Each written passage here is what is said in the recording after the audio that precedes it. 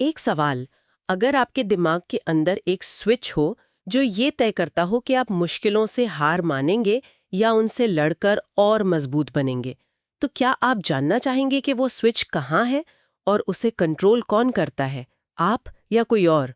ये कहानी उसी स्विच की है, एक ऐसा मेंटल कोड जो कुछ लोगों को लाइफ लॉन्ग लर्नर बना देता है और दूसरों को एक ही जगह पे फंसा हुआ छोड़ देता है। ये कहानी शुरू हुई थी 1970s में, जब कुछ मनोवैज्ञानिकों ने बच्चों पर एक कह सकते हैं एक प्रयोग किया। एक ही जैसी काबिलियत वाले दो बच्चों को एक मुश्किल पहेली दी गई। एक बच्चा तो तुरंत परेशान हो गया, बोला मुझसे नहीं होगा, मैं शायद स्मार्ट नहीं हूं। दूसरे की आंखों में एक चमक आ गई। उसने कहा, वाह ये तो मुश्किल है, मुझे चैलेंजेस पसंद हैं, चलो इसे सॉल्व करने का तरीका ढूंढते हैं। काबिलियत एक, हालात एक। फिर ये सोच का फर्क क्यों? इसी क्यों के जवाब में दिमाग के दो छिपे हुए कोड सामने आए। शुरू में तो इन्हें बड़े एकेडमिक नाम दिए गए थे, जहां तक मुझे याद है, एंटिटी थ्योरी और इंक्रीमेंटल थ्योरी जैसा कुछ। हाँ बिल्कुल। एंटिटी थ्योरी का मतलब था ये मानना कि ये हमारी इंटेलिजेंस, हमारी काबिलियत, वो पत्थर की लकीर है, फिक्स्ड है। ओके। और इंक्रीमेंटल थ्योरी का मतलब था कि इंटेलिजेंस एक मसल की तरह है, मसल की तरह। जिसे मेहनत और सही स्ट्रैटेजी से डेवलप किया जा सकता है। ये नाम सुनने में भारी लगते हैं ना? बहुत भारी, मतलब आम बातचीत में कोई ऐसे बात नहीं करता। बिल्कुल। और शायद इसीलिए 2006 में स्टैनफोर्ड की एक मनोवैज्ञानिक है कैरोल ड्वेक।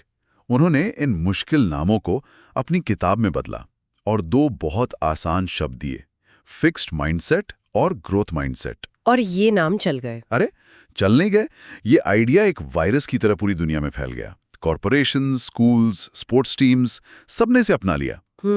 लेकिन हर वायरस का एक साइड इफेक्ट होता है। अच्छा। और इस आइडिया का साइड इफेक्ट ये था कि लोगों ने इसे बस एक पॉजिटिव थिंकिंग का स्टिकर समझ लिया। इसके पीछे की जो गहरी साइंस है उसे समझा ही नहीं। और ये अधूरी समझ बेहद खतरनाक हो सकती है। तो चलिए आज इसी साइंस की गहराई में उतरते हैं। आखिर दिमाग के अंदर होता क्या है? ये फिक्स्ड और ग्रोथ माइंडसेट काम कैसे करते हैं? क्या ये सिर्फ सोचने का तरीका है या हमारे ब्रेन की वायरिंग में, उसके स्ट्रक्चर में सच में कुछ बदलता है? ये सिर्फ सोच नहीं है, ये ब्रेन की बायोलॉजी है। बायोलॉजी? हाँ, न्यूरोसाइंस की भाषा में इसे कहते हैं न्यूरोप्लास्टिसिटी। न्यूरोप्लास्टिसिटी। आसान भाषा में आप समझिए कि आपका दिमाग एक घने जंगल की तरह है। जब भी आप कुछ नया सीखते हैं या प्रैक्टिस करते हैं, आप उस जंगल में एक पगडंडी, एक कच्चा रास्ता बना रहे होते हैं। जितनी बार आप उस रास्ते पर चलते हैं, वो पगडंडी चौड़ी होती जाती है, मजबूत होती जाती है और आखिर में एक पक्का हाईवे बन जाती है। इस प्रोसेस को माइलिनेशन कहते हैं। माइलिनेशन? हाँ, जहां आपके ब्रेन सेल्स उस रास्ते पर एक फैटी लेयर चढ़ा देते हैं ताकि सिग्नल और तेजी से गुजर सके। ग्रोथ माइंडसेट वाले लोग इस बात को सबकॉन्शियसली जानते हैं कि वो कितने भी नए हाईवे बना सकते हैं। अच्छा, मतलब फिक्स्ड माइंडसेट वाला इंसान ये मानकर बैठ गया है कि जंगल में बस एक ही पुरानी टूटी फूटी सड़क है। बिल्कुल। और उसी पर चलना उसकी मजबूरी है, चाहे कितना भी जाम लगे। सही पकड़ा। जबकि ग्रोथ माइंडसेट वाला इंसान जानता है कि वो मेहनत करके, बार बार प्रैक्टिस करके एक नया नवेला 8 लेन हाईवे बना सकता है। जी। लेकिन ये तो हुई प्रैक्टिस की बात। जी। गलतियों का क्या? जब हम फेल होते हैं तब दिमाग के अंदर क्या होता है? यहाँ बात और भी दिलचस्प हो जाती है। ईईजी स्कैन्स होते हैं जो ब्रेन की इलेक्ट्रिकल एक्टिविटी को मापते हैं। हाँ। उनमें एक कमाल की चीज दिखी है। जब हम कोई गलती करते हैं तो हमारे दिमाग में एक सिग्नल फायर होता है। इसे एरर रिलेटेड नेगेटिविटी या ERN कहते हैं। ERN? और मजे की बात यह है कि ये सिग्नल सिर्फ 1 सेकंड के 1000वें हिस्से में फायर होता है। अरे! मतलब ये कॉन्शियस सोच से भी तेज है। ये दिमाग का एक ऑटोमेटिक सबकॉन्शियस रिएक्शन है। अरे वाह! तो ये एक तरह का बिल्ट इन गलती सुधारो अलार्म है। अटेंशन, यहाँ ध्यान दो, कुछ सीखने का मौका है। वो उस फीडबैक पर फोकस करते हैं और अगली बार बेहतर परफॉर्म करते हैं। जबकि फिक्स्ड माइंडसेट वालों का दिमाग? उनका दिमाग गलतियों को इग्नोर कर देता है। इग्नोर कर देता है? हाँ, उनमें ये ERN सिग्नल बहुत कमजोर होता है, जैसे दिमाग ने सीखने का दरवाजा ही बंद कर दिया हो। ये तो अजीब बात है। मतलब उनका दिमाग एक जरूरी फीडबैक को कचरे की तरह फेंक देता है। ऐसा क्यों होता है? क्या ये कोई सेल्फ डिफेंस मैकेनिज्म है? बिल्कुल। उनके लिए गलती एक फीडबैक नहीं है। तो क्या है? उनकी काबिलियत पर एक हमला है, एक सबूत है कि तुम स्मार्ट नहीं हो। और इस हमले से बचने के लिए उनका दिमाग उस इंफॉर्मेशन को प्रोसेस ही नहीं करता। अरे ये तो वैसा हो गया जैसे बताइए। ट्रैफिक में गूगल मैप्स आपको बता रहा है कि आगे जैम है, दूसरा रास्ता ले लो, और आप गुस्से में फोन ही बंद कर दें हाँ, कि मुझे मत बताओ, मैं कितना अच्छा ड्राइवर हूं, मैं इसी रास्ते से जाऊंगी। बिल्कुल सही एनालॉजी है। नतीजा, आप घंटों जैम में फंसे रहेंगे, जबकि दूसरा इंसान नया रास्ता लेकर आगे निकल जाएगा। और मैं अंदाजा लगा सकता हूँ कि इस सब से हमारी मेंटल एनर्जी पे भी बहुत असर पड़ता होगा। बहुत गहरा असर। इसे कहते हैं कॉग्निटिव लोड। कॉग्निटिव लोड का मतलब है कि एक समय पर आपका वर्किंग मेमोरी कितना बोझ उठा सकता है। जैसे कंप्यूटर की रैम होती है। अच्छा, रैम की तरह? सोचिए, आपके दिमाग के पास 100% रैम है। फिक्स माइंडसेट में 50% रैम तो इसी चिंता में चली जाती है कि मैं स्मार्ट लग रही हूं या नहीं, अगर फेल हो गई तो लोग क्या कहेंगे, कहीं मेरी पोल ना खुल जाए। सही बात है। असली काम के लिए, प्रॉब्लम सॉल्व करने के लिए रैम ही नहीं बचती। आपका मेंटल कंप्यूटर हैंग होने लगता है। ठीक है, तो साइंस तो समझ आ गई, दिमाग रीवायर हो सकता है, गलतियों पर रिएक्ट करने का तरीका बदल सकता है और मेंटल एनर्जी भी बच सकती है। लेकिन सवाल ये है, अगर किसी की वायरिंग सालों से फिक्स्ड हो चुकी है, तो क्या उसे बदलने का कोई प्रैक्टिकल तरीका है, या ये सब बस अच्छी अच्छी बातें हैं जो असल जिंदगी के प्रेशर में काम नहीं आती? यही सबसे जरूरी सवाल है, क्योंकि ज्ञान होना एक बात है और उसे मुश्किल समय में इस्तेमाल करना बिल्कुल दूसरी। इसके लिए कॉन्क्रीट टूल्स चाहिए। एक बहुत पावरफुल टूल है जिसे the challenge response reframe protocol कहा जाता है। चैलेंज रिस्पॉन्स रीफ्रेम प्रोटोकॉल सुनने में थोड़ा टेक्निकल लग रहा है, ये काम कैसे करता है? ये एक तरह का मेंटल फर्स्ट एड है। इसके 3 सिंपल स्टेप्स हैं। Step 1, challenge. जैसे ही आपको फ्रस्ट्रेशन, गुस्सा या हार मानने का मन करे, उस फीलिंग को पहचानिए। बस एक्सेप्ट कीजिए कि हाँ, मुझे गुस्सा आ रहा है या मुझे लग रहा है मुझसे नहीं होगा। ये पहला और सबसे जरूरी कदम है। Step 2, response. तुरंत रिएक्ट करने के बजाय 60 सेकंड का पॉज लीजिए। 1 मिनट का पॉज? बस 1 मिनट, कुछ मत कीजिए, बस 1 मिनट का गैप। ये पॉज आपके ऑटोमेटिक फिक्स्ड माइंडसेट रिएक्शन को रोकता है। ठीक है, तो पहला कदम है अपनी फ्रस्ट्रेशन को पहचानना, दूसरा कुछ करने से पहले 1 मिनट का ब्रेक लेना, और तीसरा स्टेप 3, रीफ्रेम। उस 1 मिनट के ब्रेक में खुद से 3 सवाल पूछिए। ये 3 सवाल ही असली जादू हैं। अच्छा। पहला सवाल इन्फॉर्मेशनल, ये मुश्किल मुझे मेरी किस कमी या स्किल गैप के बारे में सिखा रही है। दूसरा सवाल स्ट्रैटेजिक, इसे करने का कोई और तरीका क्या हो सकता है, क्या मैं कोई और स्ट्रैटेजी अपना सकता हूं। और तीसरा डेवलपमेंटल, इस स्ट्रगल से गुजरना मुझे लॉन्ग टर्म में कैसे मजबूत बनाएगा। इसे एक उदाहरण से समझते हैं। मान लीजिए एक सॉफ्टवेयर इंजीनियर है जिसका कोड बार बार क्रैश हो रहा है, वो घंटों से लगी हुई है और अब फ्रस्ट्रेट हो चुकी है। बिल्कुल। अब एक फिक्स्ड माइंडसेट वाला इंजीनियर क्या करेगा? वो फ्रस्ट्रेट होके लैपटॉप बंद कर देगा, सोचेगा मुझसे कोडिंग नहीं होती, मेरा दिमाग ही नहीं चलता। हाँ, ये होता है। और एक ग्रोथ माइंडसेट वाला इंजीनियर इसी मूवमेंट में pause and reframe protocol use करेगा। वो 1 मिनट का ब्रेक लेगा और खुद से पूछेगा, 1, इन्फॉर्मेशनल, ओके, ये क्रैश मुझे बता रहा है कि मेरी लॉजिक में कहीं गड़बड़ है, या शायद मुझे इस स्पेसिफिक लाइब्रेरी की पूरी जानकारी नहीं है। 2, स्ट्रेटेजिक, चलो इसे स्टेप बाय स्टेप डीबग करते हैं या रबर डकिंग ट्राई करते हैं, या फिर किसी सीनियर से मदद मांगते हैं, शर्म की क्या बात है। सही है। 3, डेवलपमेंटल, इस बग को सॉल्व करके मैं फ्यूचर में ऐसी गलतियों से बच पाऊंगा और एक बेहतर प्रोग्रामर बनूंगा। एक ही सिचुएशन पर 2 बिल्कुल अलग नतीजे। ये तो ही प्रोफेशनल लाइफ की बात, जहां स्किल्स दांव पर लगी हैं। पर क्या ये माइंडसेट बच्चों की बेसिक लर्निंग पर भी इतना ही गहरा असर डालता है जैसे स्कूल में? सबसे ज्यादा असर वहीं डालता है। इसका एक क्लासिक उदाहरण है उन बच्चों का जिन्हें मैथ से डर लगता था।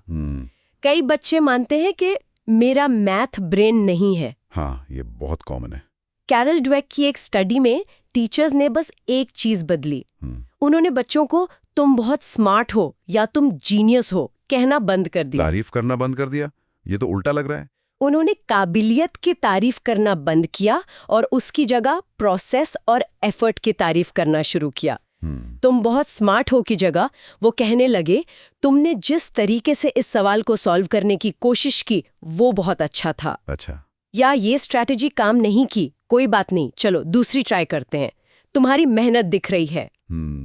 धीरे धीरे बच्चों के लिए मैथ्स एक डरावना सब्जेक्ट नहीं बल्कि एक पजल बन गया जिसे अलग अलग तरीकों से सॉल्व किया जा सकता था।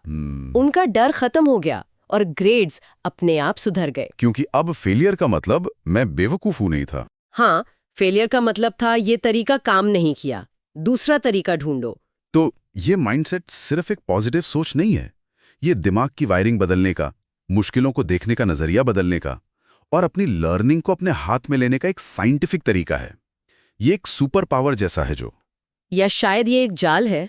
मतलब हमने अब तक सिर्फ कहानी का एक पहलू देखा है, वो पहलू जो इंस्पायरिंग है, जो उम्मीद देता है, लेकिन हर रोशनी के पीछे एक परछाई होती है।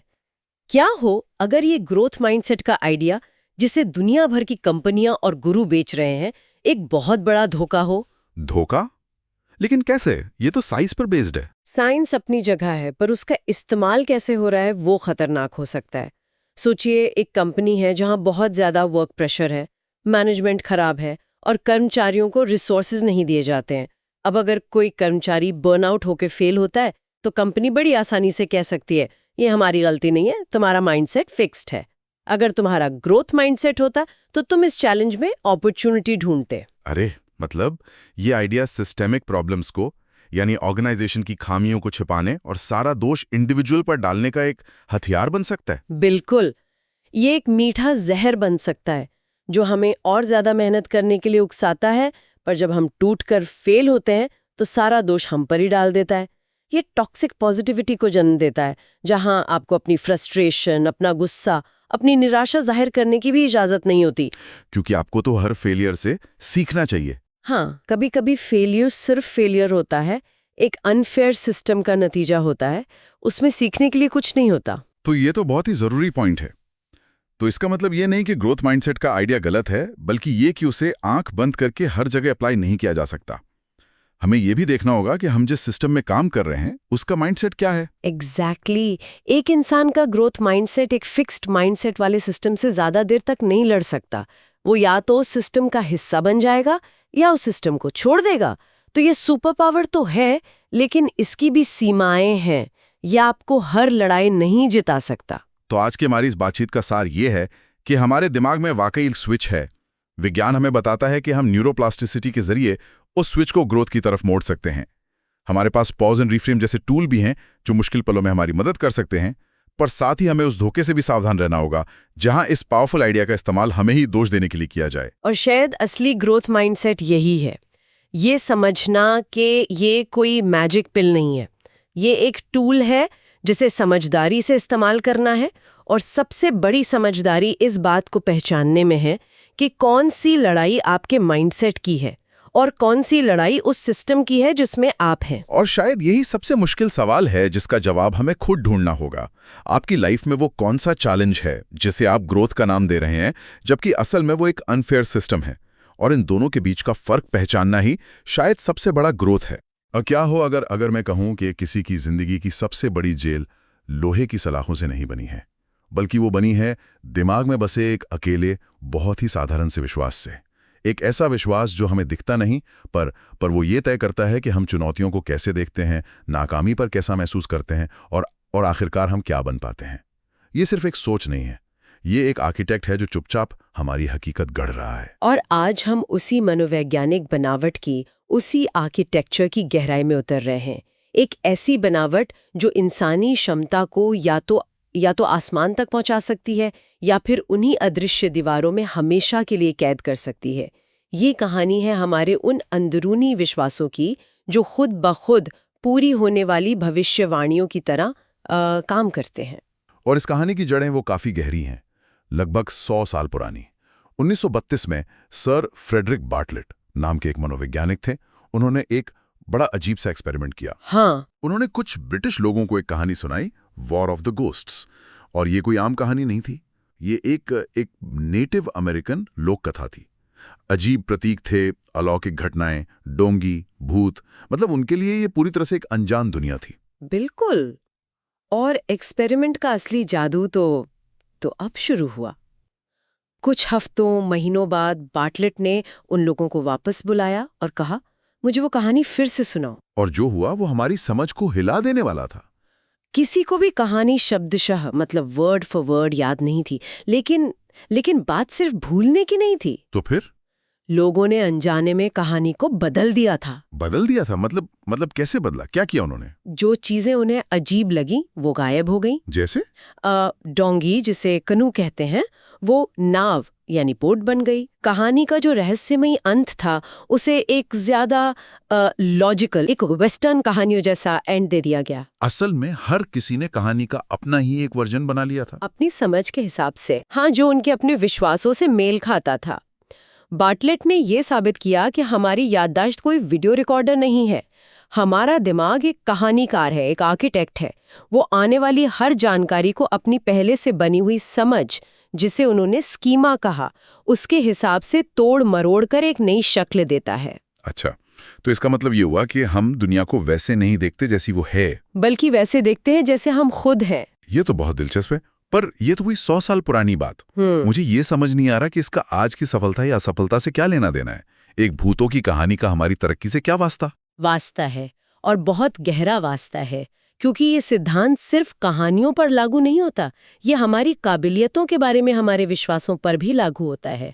और इसी गुत्थी को मनोवैज्ञानिक कैरल ड्वेक ने सुलझाया। 70 के दशक में वो बच्चों के साथ काम कर रही थीं और उन्होंने एक हैरान करने वाला पैटर्न देखा। जब बच्चों को मुश्किल पहेलियां दी जाती थीं तो वो दो अलग अलग तरह से रिएक्ट करते थे। दो तरह से, एक ही उम्र के बच्चे? हाँ, एक ग्रुप के बच्चे जब नाकाम होते तो उनकी आंखों में एक चमक आ जाती थी। वो कहते, मुझे मुश्किल पहेलियां पसंद है, या लगता है अब मुझे और मेहनत करनी पड़ेगी। नाकामी उनके लिए खेल का अंत नहीं, बल्कि खेल की असली शुरुआत थी। और वो दूसरा ग्रुप वो बिखर जाता था एक मुश्किल पहेली आते ही, बस हार मान लेते। वो कहते, मैं शायद इतना स्मार्ट नहीं हूं। वो नाकामी को अपनी पहचान पर एक खप्पे की तरह देखते थे, एक ऐसा फैसला जिसे बदला नहीं जा सकता। ड्वेक को एहसास हुआ कि ये बच्चे सिर्फ अलग अलग प्रतिक्रिया नहीं दे रहे थे, वो दो अलग अलग साइकोलॉजिकल वर्ल्ड्स में जी रहे थे। तो इन दो दुनियाओं को उन्होंने कोई नाम दिया, या ये दो अलग अलग बर्ताव थे? बिल्कुल, उन्होंने इन दो दुनियाओं को दो अलग अलग माइंडसेट का नाम दिया। पहले, जिसे उन्होंने एंटिटी थ्योरी कहा, आज हम उसे फिक्स्ड माइंडसेट के नाम से जानते हैं। Fixed mindset? हाँ, ये वो विश्वास है कि हमारी बुद्धिमत्ता, हमारा हुनर, हमारी काबिलियत, ये सब जन्म से तय है, पत्थर की लकीर है, या तो आपके पास है या नहीं है, बस। और दूसरी वाली? दूसरी है इंक्रीमेंटल थ्योरी, जिसे हम ग्रोथ माइंडसेट कहते हैं। ये इस विश्वास पर आधारित है कि काबिलियत वो कोई पत्थर की लकीर नहीं है, वो तो बस एक शुरुआती बिंदु है। अच्छा। उसे मेहनत से, सही स्ट्रैटेजी से और दूसरों की मदद से आप डेवलप कर सकते हैं। दिमाग एक मांसपेशी की तरह है, जितना ट्रेन करेंगे उतना मजबूत होगा। तो एक मिनट, क्या ये थोड़ा ज्यादा आशावादी नहीं लगता? मतलब क्या सिर्फ मेहनत करने से कोई भी कुछ भी बन सकता है? टैलेंट जैसी कोई चीज नहीं होती क्या? नहीं, ये एक बहुत जरूरी सवाल है। ग्रोथ माइंडसेट का मतलब ये नहीं है कि हर कोई आइंस्टाइन बन जाएगा। प्राकृतिक क्षमताएं होती हैं, लेकिन ये मानसिकता कहती है कि हर कोई अपनी मौजूदा क्षमताओं से कहीं ज्यादा विकसित हो सकता है। हमारा असली पोटेंशियल तो अज्ञात है। इसको किसी उदाहरण से समझते हैं? हाँ, बिल्कुल। एक ऑफिस का उदाहरण लेते हैं जो शायद कई लोगों ने देखा होगा। मान लीजिए 2 कर्मचारी हैं, दोनों बराबर के होशियार हैं। उन्हें एक बहुत जरूरी प्रोजेक्ट मिलता है और वो फेल हो जाता है। ठीक है। बॉस दोनों को बुलाकर सख्ती से बात करता है। पहला कर्मचारी जो फिक्स्ड माइंडसेट का है, वो मीटिंग से बाहर आकर क्या सोचेगा? वो सोचेगा मेरा करियर खत्म। बिल्कुल, वो सोचेगा सब खत्म। बॉस को पता चल गया कि मैं इस काम के लायक नहीं हूं। अब सब मेरे बारे में यही सोचेंगे कि मैं एक नाकामयाब इंसान हूं।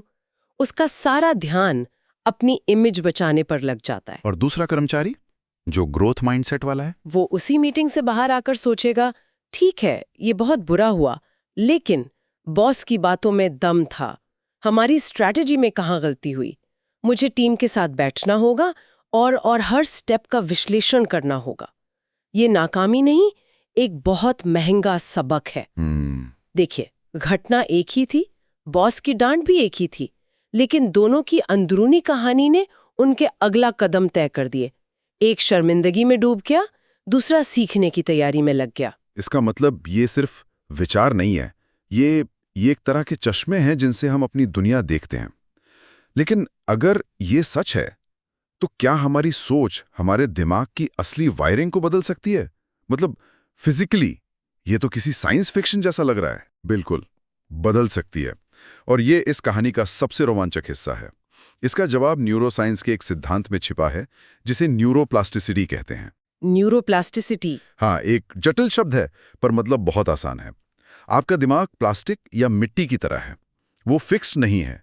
जब भी आप कुछ नया सीखते हैं, कोई नई स्किल प्रैक्टिस करते हैं, तो आपके दिमाग में न्यूरॉन्स के बीच नए रास्ते बनते हैं। जैसे खेत में पगडंडी बन जाती है ना। हाँ।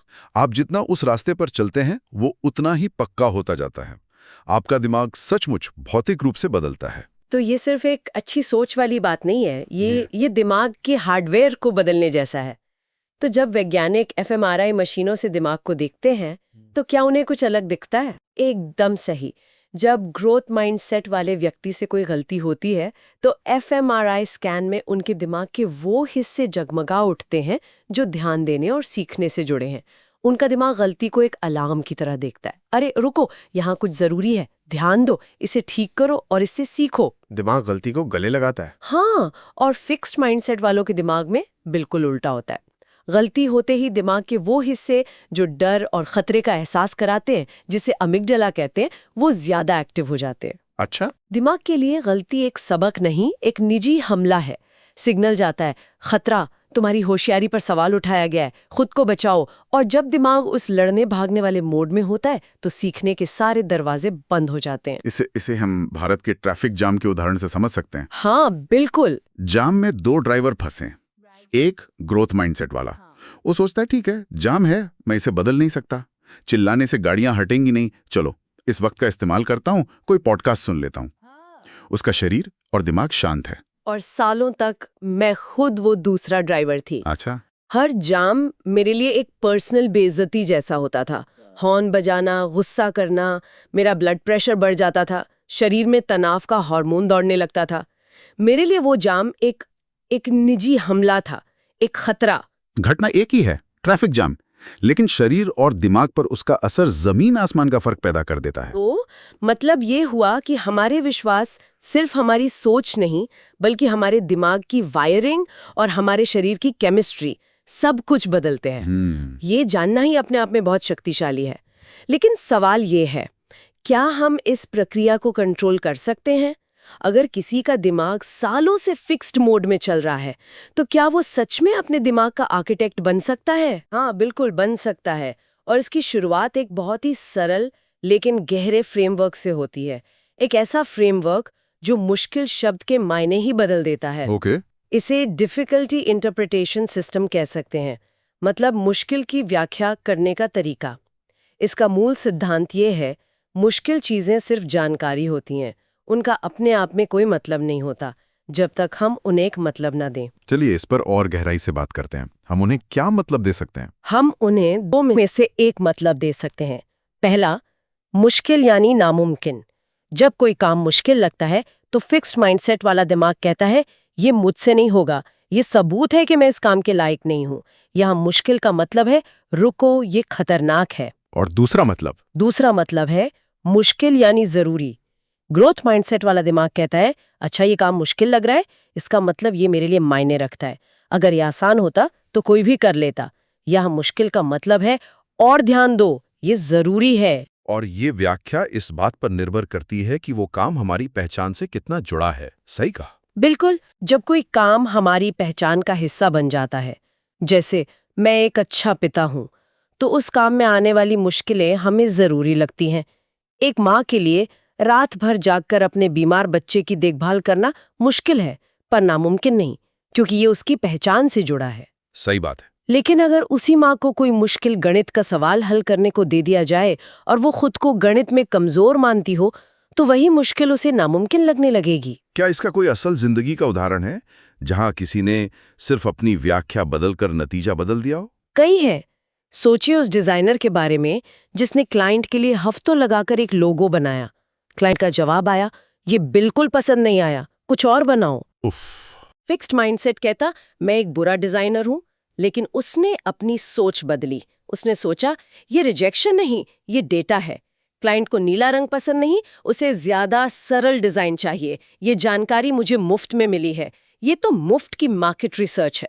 वाह। इस एक बदलाव ने उसकी पूरी प्रक्रिया को बदल दिया। ये तो कमाल है। तो हम सब ये कर सकते हैं, बस मुश्किल को एक अलग नजरिए से देखना है। हाँ, लेकिन यहीं पर एक बहुत बड़ा खतरा है। एक ऐसा जाल जिसमें बहुत से लोग जो अपनी मानसिकता को बदलने की कोशिश कर रहे हैं फंस जाते हैं। इसे फॉल्स ग्रोथ माइंडसेट कहते हैं। फॉल्स ग्रोथ माइंडसेट मतलब ग्रोथ माइंडसेट का दिखावा। हाँ, ये वो लोग हैं जो सही भाषा का इस्तेमाल करते हैं। वो कहते हैं हाँ, मैं सीखने में विश्वास रखता हूँ, चुनौतियां अच्छी होती हैं। वो ऊपर से तो ग्रोथ माइंडसेट की सारी बातें करते हैं, लेकिन अंदर से उनका दिमाग अभी भी पुराने फिक्स्ड पैटर्न पर चल रहा होता है। मतलब वो मेहनत तो करते हैं पहले से भी ज्यादा, लेकिन बिना सही स्ट्रैटेजी बदले, बिना मदद मांगे और बिना अपनी गलतियों से सीखे वो सिर्फ एक ही दीवार पर बार बार सिर पटकते रहते हैं। और नतीजा पहले से भी ज्यादा निराशाजनक होता है, क्योंकि अब वो सोचते हैं मैंने तो ग्रोथ माइंडसेट भी अपना लिया, मैंने तो इतनी मेहनत भी की, फिर भी मैं फेल हो गया। इसका मतलब मुझ में ही कोई ऐसी कमी है जिससे बदला नहीं जा सकता। ये तो और भी खतरनाक है। हाँ, ये फिक्स्ड माइंडसेट का सबसे छुपा हुआ रूप है। तो कोई कैसे जान सकता है कि वो सच में अपनी मानसिकता बदल रहा है या सिर्फ खुद को धोखा दे रहा है? एक प्रोडक्टिव स्ट्रगल मतलब एक ऐसा संघर्ष जिसे कुछ सीखने को मिले, और एक व्यर्थ की तकलीफ के बीच की वो बारीक रेखा क्या है? इसका जवाब इस पूरी धारणा की सबसे आम गलत फहमियों और विवादों में छिपा है। एक ऐसी सच्चाई जो शायद आपको हैरान कर दे। क्या हो अगर आपको पता चले कि आपकी बुद्धिमानी और टैलेंट का लगभग 50% हिस्सा आपके डीएनए में बंद है, और उससे भी ज्यादा। मतलब चौंकाने वाली बात यह है कि उम्र के साथ आपके जीन्स का आप पर कंट्रोल कम होने के बजाय और भी मजबूत होता जाता है। ये एक बहुत ही अजीब और परेशान करने वाली पहेली है। इसका मतलब तो ये हुआ कि जैसे जैसे हम बड़े होते हैं, ज्यादा अनुभव हासिल करते हैं, हमारी किस्मत हमारे जीन से और भी कसकर बंधती जाती है। हाँ, ये हमारी आम समझ के बिल्कुल उल्टा है। हम तो सोचते हैं कि अनुभव और मेहनत हमें आजाद करते हैं, हमें बदलते हैं, पर ये रिसर्च कहती है कि शायद हम एक पहले से लिखे हुए जेनेटिक कोड की तरफ खिंचते चले जाते हैं। बिल्कुल। और यहीं से आज की हमारी छानबीन शुरू होती है। अगर हमारी काबिलियत का एक बड़ा हिस्सा पहले से तय है, तो फिर मेहनत और कोशिश करने का मतलब क्या है? और अगर मेहनत ही सब कुछ है, तो फिर ऐसा क्यों होता है कि कुछ लोग घंटों प्रैक्टिस के बाद भी वहीं के वहीं रह जाते हैं, जबकि दूसरे आसमान छू लेते हैं? ये सिर्फ एक फिलोसॉफिकल सवाल नहीं है, ये हम सबकी जिंदगी की कहानी है। बिल्कुल। आज हम इसी पहेली की परतों को खोलेंगे। इस बहस की जड़ें बहुत पुरानी है। कहानी शुरू होती है 1869 में फ्रांसिस गैल्टन नाम के एक वैज्ञानिक से। ओके। वो मानते थे कि जीनियस लोग पैदा होते हैं, बनाए नहीं जाते। उन्होंने कहा कि महानता परिवारों में चलती है, ठीक वैसे ही जैसे किसी की आंखों का रंग या बालों का स्टाइल। लेकिन ये सिर्फ एक साइंटिफिक थ्योरी नहीं थी, ये एक बहुत खतरनाक विचार था। इसका मतलब तो ये हुआ कि समाज स्वाभाविक रूप से बेहतर और कमजोर लोगों में बटा हुआ है। उस सोच के हिसाब से अगर कोई कामयाब नहीं है, तो इसमें उसकी गलती नहीं, उसके खून का ही दोष है। सही पकड़ा। गैल्टन ने अपनी स्टडीज में दिखाया कि कामयाब लोग अक्सर कामयाब परिवारों से ही आते थे, लेकिन उन्होंने इस बात को पूरी तरह नजरअंदाज कर दिया कि उन परिवारों में पैसा, अच्छी पढ़ाई और सही लोगों से जान पहचान जैसी सहूलियतें भी विरासत में मिलती थीं। अच्छा। ये एक क्लासिक केस था जहां कोरिलेशन को कॉजेशन समझ लिया गया। वो ये साबित करना चाहते थे कि कुछ नस्लें दिमागी तौर पर दूसरों से बेहतर होती हैं। ये सुनने में ही कितना गलत लगता है, पर फिर इस कहानी में कोई हीरो आया होगा जिसने इस सोच को चुनौती दी। बिल्कुल। करीब 50 साल बाद 1920 के दशक में जॉन वॉटसन नाम के एक साइकोलॉजिस्ट ने इसका ठीक उल्टा ऐलान किया। क्या कहा उन्होंने? उन्होंने कहा, मुझे 1 दर्जन स्वस्थ बच्चे दो और मैं उनमें से किसी को भी चुनकर अपनी मर्जी का स्पेशलिस्ट बना सकता हूँ। डॉक्टर, वकील, आर्टिस्ट, यहाँ तक कि चोर भी। वाह। उनका मानना था कि इंसान एक कोरी स्लेट की तरह है, जिस पर माहौल और ट्रेनिंग से कुछ भी लिखा जा सकता है। तो एक तरफ ये सोच कि सब कुछ जीन्स में है, और दूसरी तरफ कि सब कुछ परवरिश और माहौल पर निर्भर करता है। ये तो ऐसा हो गया जैसे कोई कहे कि ट्रैफिक जैम सिर्फ खराब सड़कों की वजह से लगता है, और दूसरा कहे कि नहीं, सिर्फ खराब ड्राइवरों की वजह से। जबकि सच्चाई तो ये है कि खराब सड़क पर एक अच्छा ड्राइवर भी फंस सकता है, और अच्छी सड़क पर एक खराब ड्राइवर जाम लगा सकता है। असली वजह तो इन दोनों के बीच के रिश्ते में छुपी है। एकदम सही एनालॉजी है। दशकों तक विज्ञान इन्हीं दो किनारों के बीच झूलता रहा। असली जवाब 1970 के बाद मिलना शुरू हुआ, जब स्टैनफोर्ड यूनिवर्सिटी की एक साइकोलॉजिस्ट कैरल ड्वेक ने एक बहुत ही दिलचस्प चीज नोटिस की। क्या? उन्होंने पाया कि हमारी असल काबिलियत उतनी जरूरी नहीं है जितना कि हम अपनी काबिलियत के बारे में सोचते कैसे हैं। यहाँ से बात दिलचस्प हो रही है। मतलब हमारी सोच हमारी हकीकत से ज्यादा पावरफुल है। कई मायनों में हाँ। ड्वेक ने देखा कि एक जैसे आईक्यू वाले बच्चे भी जब मुश्किल सवालों का सामना करते थे तो उनका रिएक्शन बिल्कुल अलग होता था। कुछ बच्चे सवाल देखते ही हार मान लेते थे, कहते थे शायद मैं इतना स्मार्ट नहीं हूँ। जबकि दूसरे बच्चे उसे एक चुनौती की तरह लेते थे, उनकी आंखों में एक चमक आ जाती थी, वो कहते थे वाह ये मुश्किल है, मुझे मजा आएगा। यहीं से माइंडसेट की थ्योरी का जन्म हुआ। फिक्स माइंडसेट बनाम ग्रोथ माइंडसेट, मैंने इसके बारे में पढ़ा है। फिक्स माइंडसेट वाले मानते हैं कि उनका टैलेंट, उनकी बुद्धिमानी पत्थर की लकीर है, वो बदली नहीं जा सकती। सही। और ग्रोथ माइंडसेट वाले मानते हैं कि मेहनत और सही तरीकों से वो कुछ भी सीख सकते हैं। मुझे याद है स्कूल में एक टीचर ने मुझे कहा था कि तुम्हारी ड्राइंग अच्छी नहीं है, तुम आर्ट छोड़कर कुछ और करो। और मैंने उनकी बात मान ली। मैंने 15 साल तक दोबारा पेंट ब्रश नहीं उठाया। ओह, ये क्लासिक फिक्स माइंडसेट का उदाहरण है जो किसी और ने मेरे दिमाग में डाल दिया था। ये एक बहुत पावरफुल उदाहरण है। और ये सिर्फ सोचने का तरीका नहीं है, इसका सीधा असर हमारे दिमाग की बनावट पर पड़ता है। बिल्कुल। न्यूरोसाइंस हमें बताता है कि जब हम कोई नई और मुश्किल चीज सीखते हैं, चाहे वो कोई नई भाषा हो, कोई म्यूजिकल इंस्ट्रूमेंट हो या कोई मुश्किल कॉन्सेप्ट, तो हमारा दिमाग सच में फिजिकली बदलता है। इस प्रोसेस को न्यूरोप्लास्टिसिटी कहते हैं। मतलब ये सिर्फ एक महसूस करने वाली बात नहीं है, ये एक बायोलॉजिकल सच्चाई है। बिल्कुल, जैसे कसरत करने से आपकी मसल्स बनती हैं, वैसे ही मुश्किल दिमागी काम करने से आपके दिमाग के न्यूरॉन्स के बीच नए और मजबूत कनेक्शंस बनते हैं।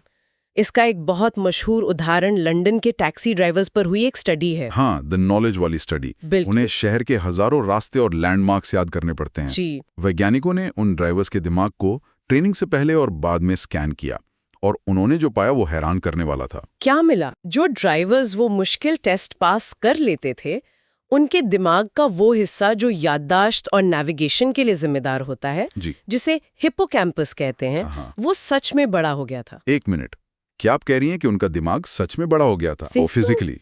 ये तो किसी साइंस फिक्शन फिल्म जैसा लगता है। हाँ, सच में बड़ा हो गया था। क्या ये बदलाव परमानेंट था या अगर वो कैब चलाना छोड़ देते तो दिमाग वापस सिकुड़ जाता? ये बहुत अच्छा सवाल है।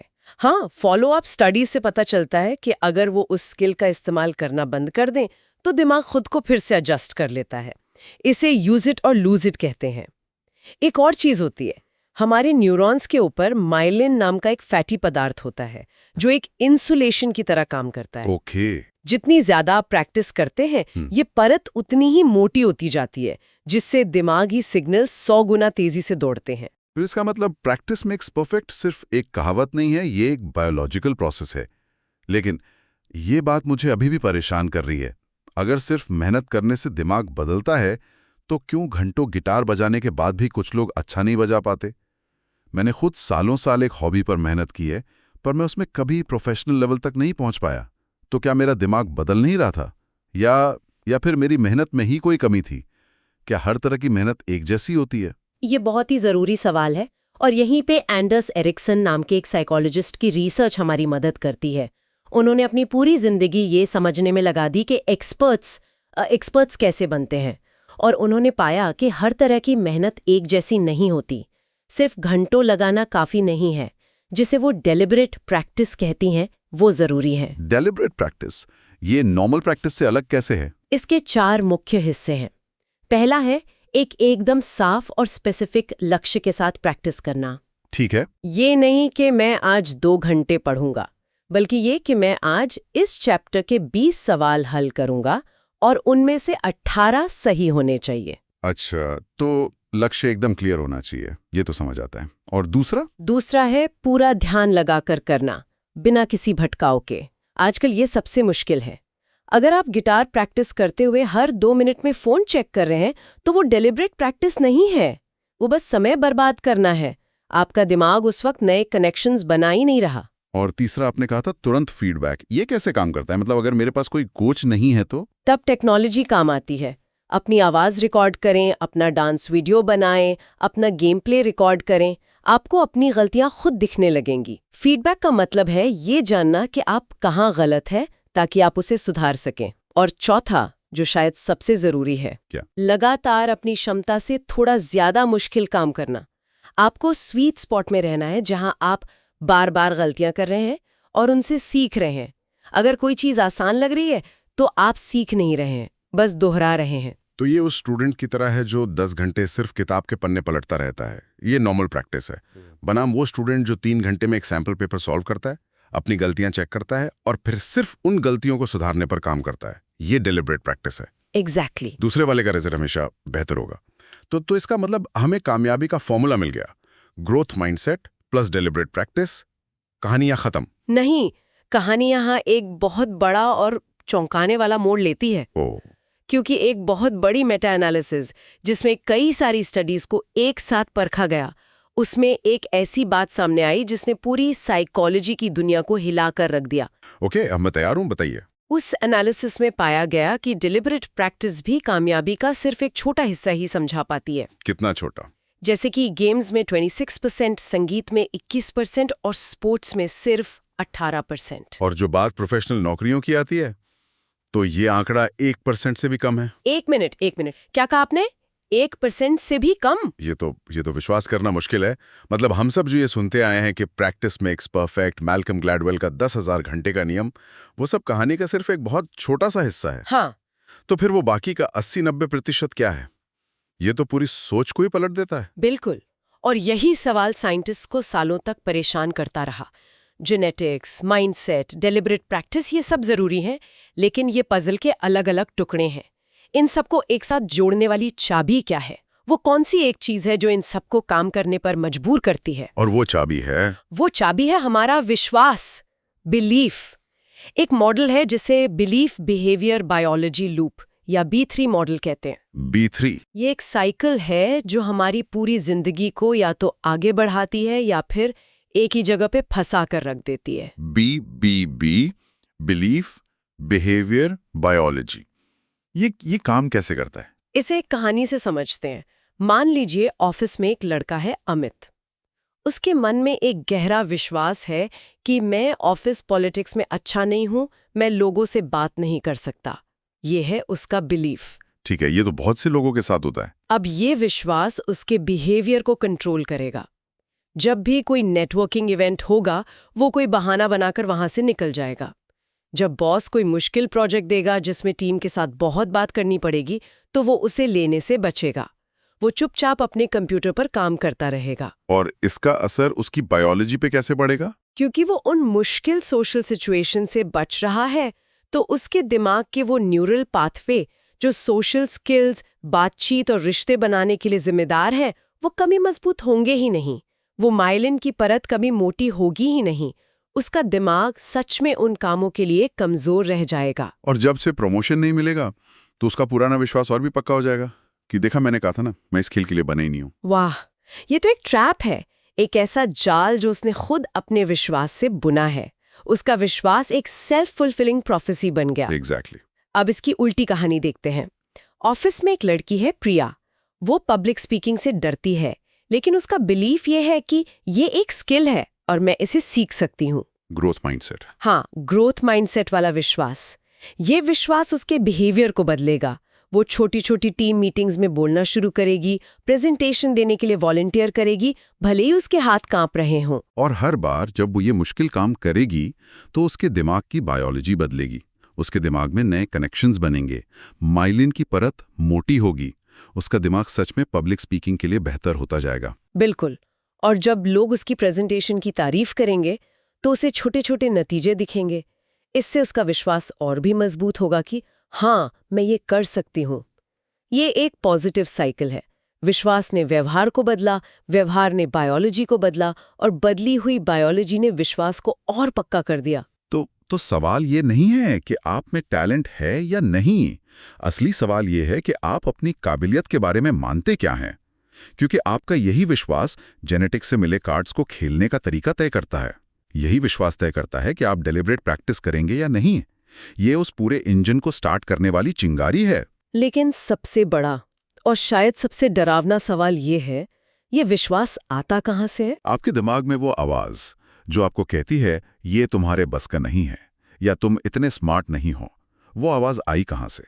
क्या वो आपके माँ बाप की आवाज़ है, जिन्होंने कभी अनजाने में आपकी तुलना पड़ोस वाले बच्चे से कर दी थी, या उस टीचर की जिसने पूरी क्लास के सामने आपकी गलती पर डांटा था? ये आवाज जो आज आपको अपनी लगती है, शायद वो आपकी है ही नहीं। इसे सालों पहले बचपन में किसी और ने आपके दिमाग में एक बीज की तरह बो दिया था और आज वो एक पेड़ बन चुका है और वो पेड़ आपकी पूरी जिंदगी कंट्रोल कर रहा है। अगली बार हम इस आवाज़ की जड़ों तक पहुंचेंगे और ये पता लगाएंगे कि इसे हमेशा के लिए चुप कैसे कराया जा सकता है। क्या हो अगर कोई आपसे कहे कि आपकी कामयाबी और नाकामी का कंट्रोल वो पूरी तरह आपके हाथ में है ही नहीं, कि एक छिपी हुई ताकत है जिसे 100 साल से भी पहले एक साइकिल की रेस में खोजा गया था और वो आज भी, मतलब इस पल भी, आपके हर फैसले पर असर डाल रही है? और ये कोई बाहरी ताकत नहीं है? नहीं, बिल्कुल नहीं। ये हमारे दिमाग के अंदर का एक स्विच है। इसकी कहानी आप देखिए 1898 में शुरू हुई, जब नॉर्मन ट्रिपलेट नाम के एक साइकोलॉजिस्ट ने एक बड़ी अजीब चीज नोटिस की। अच्छा, क्या नोटिस किया? उन्होंने देखा कि साइकिल चलाने वाले जब अकेले टाइम ट्रायल करते हैं तो धीरे चलाते हैं, ओके। पर जब कोई और उनके साथ रेस कर रहा होता है तो उनकी रफ्तार अपने आप 20 से 30% बढ़ जाती है। व्हाट? सिर्फ किसी के होने से। सिर्फ किसी की मौजूदगी से? और ये सवाल कि क्यों, यही सवाल स्पोर्ट्स साइकोलॉजी की दुनिया का पहला दरवाजा था। सिर्फ किसी के साथ होने भर से परफॉर्मेंस बदल सकती है, ये तो दिमाग हिला देने वाली बात है। और ये तो बस शुरुआत थी, राइट? ये बस शुरुआत थी। एक आदमी था जो इस राज को पूरी तरह समझना चाहता था और उसने इसके लिए अमेरिका की पहली स्पोर्ट्स साइकोलॉजी लैब बना डाली। लेकिन शायद दुनिया उसके काम के लिए तब तैयार नहीं थी। बिल्कुल। उनका नाम था कोलमैन ग्रिफिथ और 1925 में उन्होंने एक लैब बनाई ये पता लगाने के लिए कि एक चैंपियन का दिमाग एक आम इंसान से अलग कैसे काम करता है। उन्होंने दिमागी थकावट, गलतियां दोहराने की आदत, टॉप परफॉर्मेंस, मतलब हर चीज को स्टडी किया। वाओ! उनकी रिसर्च इतनी जबरदस्त थी कि उन्हें शिकागो कब्स नाम की एक बड़ी बेसबॉल टीम ने हायर भी कर लिया। वो दुनिया के पहले प्रैक्टिसिंग स्पोर्ट्स साइकोलॉजिस्ट बने। तो फिर तो उनकी थ्योरीज को पूरी दुनिया में फैल जाना चाहिए था। होना तो यही चाहिए था, लेकिन कुछ ही वक्त बाद उन्हें निकाल दिया गया। निकाल दिया गया? क्यों? वजह, उनके तरीकों से तुरंत नतीजे नहीं मिले। ओह! ये कुछ उस ऑफिस पॉलिटिक्स जैसा है जहां एक होनहार कर्मचारी एक बेहतरीन लॉन्ग टर्म फायदे का प्लान बताता है, लेकिन बॉस को तो बस अगले क्वार्टर के टारगेट की पड़ी होती है। Right, instant gratification. एग्जैक्टली। दिमाग को बदलने में वक्त लगता है, ये कोई इंस्टेंट नूडल्स तो है नहीं। टीम मैनेजमेंट को जल्दी नतीजे चाहिए थे। नतीजतन ग्रिफिथ की लैब 1932 में बंद हो गई और वो सारी जानकारी लगभग 30 सालों के लिए अंधेरे में खो गई। एक पूरी की पूरी साइंटिफिक फील्ड बस यूं ही गायब हो गई। ये तो किसी खोए हुए खजाने की कहानी जैसा लगता है। तो फिर ये खजाना वापस मिला कैसे? एक ग्लोबल कंपटीशन की वजह से, जिसे हम कोल्ड वॉर कहते हैं। Cold war? उसका इससे क्या लेना देना? 1950s और 60s में अमेरिका और सोवियत यूनियन के बीच की रेस सिर्फ हथियारों की नहीं थी, वो ओलंपिक मेडल्स की भी थी। अच्छा। सोवियत एथलीट्स लगातार शानदार परफॉर्म कर रहे थे और उनके पास मनोवैज्ञानिकों की एक पूरी टीम थी। तब जाकर अमेरिका को एहसास हुआ कि वो जंग सिर्फ मैदान पर नहीं, दिमाग के अंदर भी हार रहे हैं। और यहीं से उस खोई हुई जानकारी की तलाश फिर से शुरू हुई। हाँ, लेकिन इस बार हमारे पास एक नई टेक्नोलॉजी थी। इस बार हम दिमाग के अंदर झांक सकते थे। न्यूरो इमेजिंग टेक्नोलॉजी, मतलब EEG और fMRI जैसी मशीनें। एग्जैक्टली। अब हम देख सकते थे कि जब एक खिलाड़ी अपनी जिंदगी की बेस्ट परफॉर्मेंस दे रहा होता है तो उसके दिमाग में असल में क्या चल रहा होता है। और क्या दिखा? जो दिखा उसने सब कुछ बदल दिया। उन्होंने देखा कि बेस्ट परफॉर्मेंस के दौरान दिमाग एक खास स्टेट में चला जाता है जहां सब कुछ ऑटोमेटिक और एफर्टलेस लगता है। इसे फ्लो स्टेट कहते हैं। Flow state? अरे ये तो वही जोन वाली फीलिंग है ना, जब सब कुछ अपने आप होने लगता है, वक्त का पता ही नहीं चलता। हाँ बिल्कुल। जैसे आप मुंबई के ट्रैफिक में फंसे हुए हैं, हर तरफ हॉर्न और शोर है, और फिर अचानक रास्ता खुलता है और आप बिना सोचे समझे एक अलग ही लय में सही कट मारते हुए सबसे आगे निकल जाते हैं। बिल्कुल सही उदाहरण है। उस पल आप ये नहीं सोचते कि क्लच दबाना या गियर बदलना है, सब अपने आप होता है। कमाल की बात तो ये है कि ये ट्रांजिएंट हाइपोफ्रंटैलिटी का कॉन्सेप्ट ये तो मेडिटेशन के पीछे की साइंस से भी जुड़ता है। आपने बिल्कुल सही कनेक्शन जोड़ा है। साइंस बताता है कि इस स्टेट में होता क्या है। दिमाग का एक हिस्सा है प्रीफ्रंटल कॉर्टेक्स। ओके। ये हमारे दिमाग का सीईओ है जो लॉजिक, प्लानिंग, सेल्फ कंट्रोल ये सब काम करता है। लेकिन यही हमारा इंटरनल क्रिटिक भी है। इंटरनल क्रिटिक मतलब वो आवाज जो हर वक्त हमें जज करती रहती है। तुम ये नहीं कर सकते, तुमसे गलती हो जाएगी, लोग क्या कहेंगे। राइट। फ्लो स्टेट में ये प्रीफ्रंटल कॉर्टेक्स ये अस्थायी रूप से धीमा पड़ जाता है। इस फिनोमेना को ही ट्रांजिएंट हाइपोफ्रंटैलिटी कहते हैं। एक मिनट, मतलब दिमाग का वो हिस्सा जो हमें ओवरथिंक करने पर मजबूर करता है, जो हमें हमारे ही खिलाफ खड़ा कर देता है, वो शांत हो जाता है। बिल्कुल। आत्मसंदेह, डर, क्या होगा अगर मैं हार गया, ये सब बंद हो जाता है। वाह। आपका दिमाग सिर्फ और सिर्फ काम पर फोकस करता है। एक्सप्लिसिट सिस्टम यानी जो सोच समझकर काम करता है वो पीछे हट जाता है, और इम्प्लिसिट सिस्टम जो सालों की प्रैक्टिस से ऑटोमेटिक हो चुका है वो कंट्रोल ले लेता है। कमाल है। एक स्टडी में तो ये भी पाया गया कि जो लोग अक्सर फ्लो स्टेट में जाते हैं वो दूसरों के मुकाबले 550% ज्यादा प्रोडक्टिव होते हैं। 500%? ये आंकड़ा तो अविश्वसनीय लगता है। क्या ये सिर्फ कुछ खास कामों जैसे स्पोर्ट्स या आर्ट पर ही लागू होता है? क्योंकि हर रोज के काम में, जैसे कोई एक्सेल शीट बनाते हुए, फ्लो में जाना तो बहुत मुश्किल लगता है। ये बहुत अच्छा सवाल है। ये आंकड़ा हाई परफॉर्मेंस वाले कामों पर ज्यादा लागू होता है, पर इसके पीछे का सिद्धांत हर जगह काम करता है। अच्छा। फ्लो में जाने के लिए 3 चीजें जरूरी हैं। आपके पास एक साफ लक्ष्य हो, आपको तुरंत फीडबैक मिले कि आप कैसा कर रहे हैं, और काम की मुश्किल आपके स्किल लेवल के बराबर हो। मतलब न बहुत आसान न बहुत मुश्किल। एग्जैक्टली। अगर काम बहुत आसान है तो आप बोर हो जाएंगे, अगर बहुत मुश्किल है तो आप घबरा जाएंगे। फ्लो इन दोनों के बीच के उस जादुई रास्ते पर मिलता है। लेकिन सबसे बड़ा सवाल तो ये है कि उस रास्ते पर चलना शुरू कैसे करें। हाँ, वही कि इस फ्लो स्टेट का स्विच ऑन कैसे होता है? क्या इसे कंट्रोल किया जा सकता है या ये बस किस्मत से होता है? इसे कंट्रोल किया जा सकता है, लेकिन इसका कंट्रोल एक दिमागी जंग पर निर्भर करता है जो हर मुश्किल हालात में हमारे अंदर लड़ी जाती है। एक जंग? हाँ। थ्रेट बनाम चैलेंज। एक ही सिचुएशन, 2 अलग नजरिए, और दोनों के नतीजे जमीन आसमान जितने अलग। इसे एक आम जिंदगी के उदाहरण से समझाइए। ये थ्रेट और चैलेंज का क्या मतलब है? मान लीजिए घर में कोई बड़ी लड़ाई हो गई है पति पत्नी के बीच। ओके। एक इंसान इसे थ्रेट की तरह देखेगा। उसके दिमाग में आवाजें आएंगी, सब खत्म हो रहा है, ये रिश्ता अब टूट जाएगा, मैं अकेला रह जाऊंगा। उसका दिल तेजी से धड़केगा, हथेलियों में पसीना आएगा, और ये सिर्फ सोच का फर्क नहीं है, ये एक बायोलॉजिकल फर्क है। थ्रेट रिस्पॉन्स में आपका शरीर कॉर्टिसोल नाम का स्ट्रेस हार्मोन छोड़ता है, जो आपके दिमाग के सोचने समझने वाले हिस्से को धुंधला कर देता है। तो इंसान पैनिक में गलत फैसले लेता है। बिल्कुल।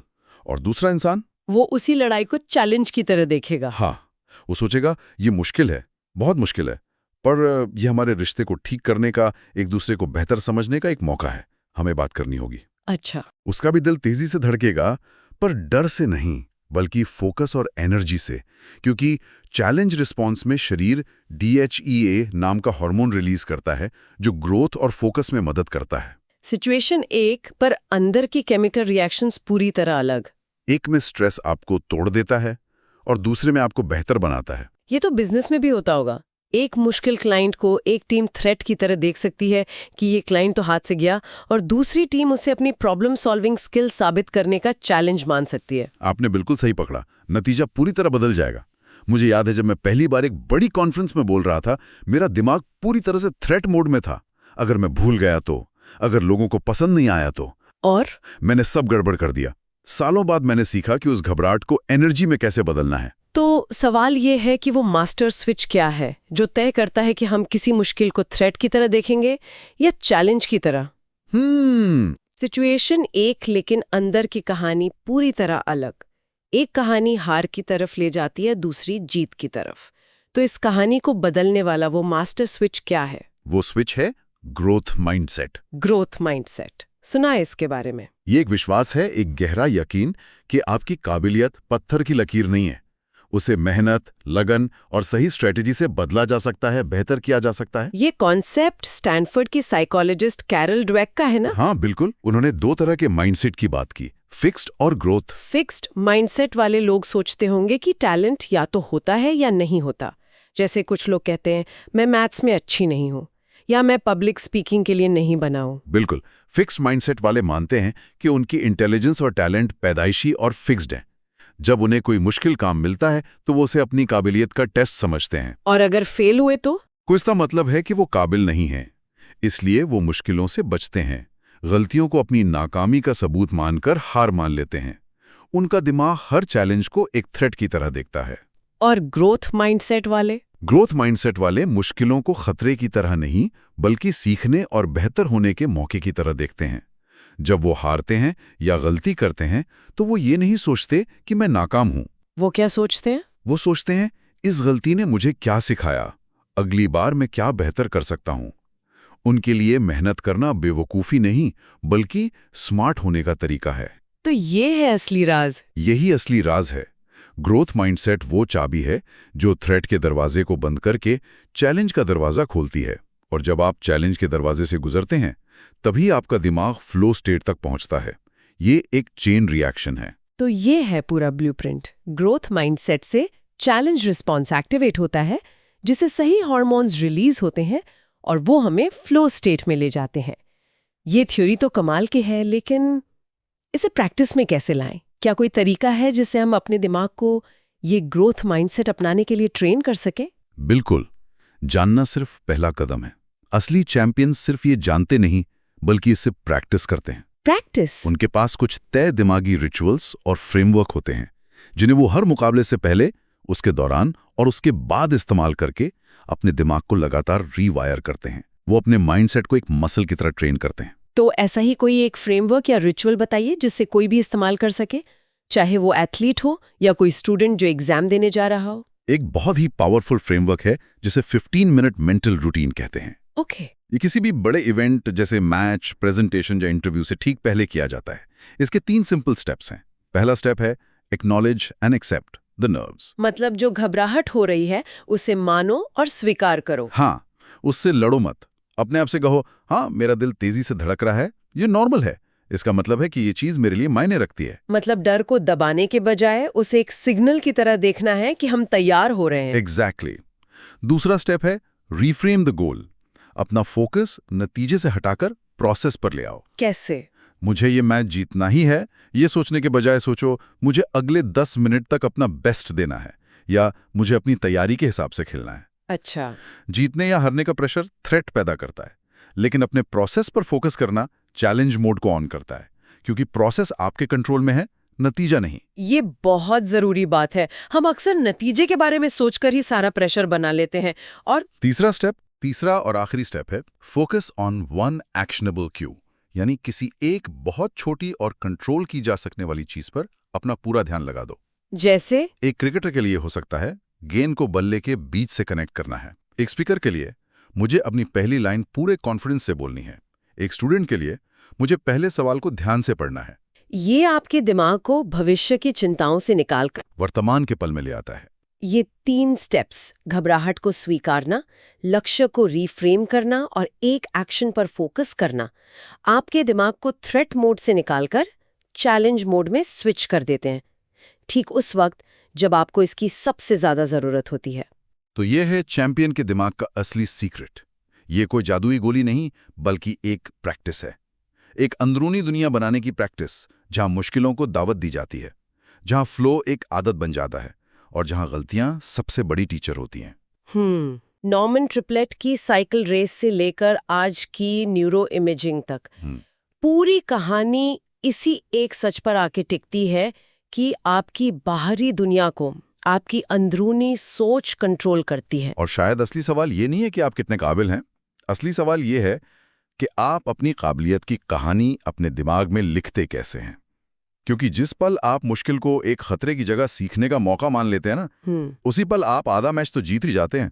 मैदान में उतरने से पहले ही। क्या हो अगर सरकार आपको अब तक का सबसे बड़ा बोनस देने का फैसला करे? इतना पैसा कि पिछले सारे रिकॉर्ड टूट जाएं। लेकिन इसकी एक कीमत हो। एक कीमत? एक ऐसी कीमत जो शायद पूरे देश को ही दिवालिया बना दे। और सबसे डरावनी बात ये हो कि आप इस सौदे का हिस्सा हो और आपको पता भी न चले। ये कोई थ्रिलर फिल्म की कहानी नहीं है, ये असल में हो रहा है। अच्छा। 2026 में इतिहास का सबसे बड़ा टैक्स रिफंड सीजन आने वाला है। लोगों के बैंक अकाउंट में सीधा पैसा आएगा, लेकिन पर्दे के पीछे उसी सौदे की वजह से देश पर $3.4 ट्रिलियन का कर्ज चढ़ चुका है। 3.4 ट्रिलियन। और उसकी क्रेडिट रेटिंग इतिहास में पहली बार गिरा दी गई है। तो सवाल ये नहीं है कि एक बड़ा तोहफा है या एक चाल। सवाल ये है कि जब आप जाल में फंस चुके हों तो क्या तोहफे की खुशी मनाना सही है? चलिए इस सौदे की शर्तों को जरा और गहराई से समझते हैं। तो कहानी शुरू होती है एक बड़े खूबसूरत वादे से। हाँ। सरकार ने एक नया बिल बनाया है, वन बिग ब्यूटीफुल बिल या OBB। इसका सबसे बड़ा आकर्षण है स्टैंडर्ड डिडक्शन, मतलब वो रकम जिस पर आपको कोई टैक्स नहीं देना। और शादीशुदा जोड़ों के लिए ये रकम है $32,200। $32,200। इसका मतलब बहुत सीधा है। अगर एक शादीशुदा जोड़ा साल में $32,200 तक कमाता है, यानी करीब 27 लाख रुपए, तो उन्हें फेडरल इनकम टैक्स का एक पैसा भी नहीं देना होगा। Zero tax. जीरो। ये एक बहुत बड़ी राहत है। ये सुनने में ऐसा है जैसे आपका मकान मालिक अचानक दरवाजे पर आए और कहे अगले 4 महीने का किराया माफ। बिल्कुल। आप खुश तो होंगे पर दिमाग में घंटी जरूर बजेंगे। क्यों? लेकिन क्यों? इसमें उसका क्या फायदा? कहीं वो घर तो नहीं बेच रहा? और वो घंटी बजनी भी चाहिए, क्योंकि इस एक नियम ने टैक्स फाइलिंग को आसान बनाने के नाम पर एक बहुत जरूरी चीज को हमेशा के लिए बदल दिया है। और वो क्या है? इसने आइटमाइजेशन को लगभग खत्म कर दिया है। आइटमाइजेशन, एक मिनट, ये क्या होता है और इसके खत्म होने से हमें क्या फर्क पड़ता है? तो पहले लोग क्या करते थे कि अपने अलग अलग तरह के खर्चों की रसीदें दिखाकर अपनी टैक्सेबल इनकम कम कर सकते थे। अच्छा। जैसे घर के लोन पर दिया गया ब्याज, बच्चों की पढ़ाई का खर्च या किसी चैरिटी को दिया गया दान। इन सब रसीदों को इकट्ठा करके वो साबित करते थे कि उनकी असल कमाई टैक्स के दायरे से कम है। ओके। अब ये नया स्टैंडर्ड डिडक्शन इतना ज्यादा है कि ज्यादातर लोगों के लिए वो रसीदें इकट्ठी करना फायदे का सौदा ही नहीं रहा। अच्छा, तो मतलब सरकार कह रही है कि छोटी मोटी रसीदें छोड़ो, हम तुम्हें एक मुश्त बड़ी छूट दे रहे हैं।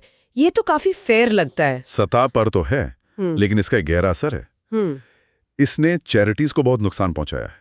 जब लोगों को दान देने पर टैक्स छूट नहीं मिलती तो वो दान देना कम कर देते हैं। तो इस तोहफे का पहला शिकार वो संस्थाएं हैं जो समाज के लिए काम करती हैं। और ये तो सिर्फ शुरुआत है। मतलब इस खेल में कुछ चुने हुए खिलाड़ियों को खास तौर पर फायदा पहुंचाया जा रहा है। बिल्कुल। यहाँ से खेल सच में दिलचस्प हो जाता है। नए बिल के तहत अगर कोई रेस्टोरेंट में वेटर है या कैब चलाता है तो उसकी $25,000 तक की टिप पर कोई इनकम टैक्स नहीं लगेगा। कोई इनकम टैक्स नहीं। और अगर कोई फैक्ट्री में ओवरटाइम करता है तो $12,500 तक की ओवरटाइम की कमाई टैक्स फ्री होगी। लेकिन यहाँ एक बहुत बारीक शर्त है। क्या?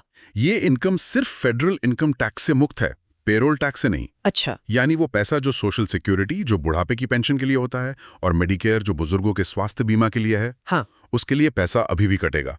और ये फायदा भी सिर्फ उन्हीं को मिलेगा जिनकी सालाना कमाई एक खास सीमा के अंदर है। ये तो बिल्कुल ऑफिस पॉलिटिक्स जैसा है। हाँ। सोचिए बॉस अचानक ऐलान कर दे कि इस साल सिर्फ सेल्स टीम का बोनस टैक्स फ्री होगा, बाकी किसी का नहीं। हाँ। इससे तो पूरे ऑफिस का माहौल बदल जाएगा। एक अजीब सी रेस शुरू हो जाएगी। सही बात है। लोग अपनी नौकरी छोड़कर सेल्स में जाने की सोचने लगेंगे। ये बिल भी कुछ ऐसा ही कर रहा है। बिल्कुल। और ये एक ऐसा सिस्टम बना रहा है जिसे लोग लोग अपनी मर्जी से तोड़ मरोड़ सकते हैं। कैसे?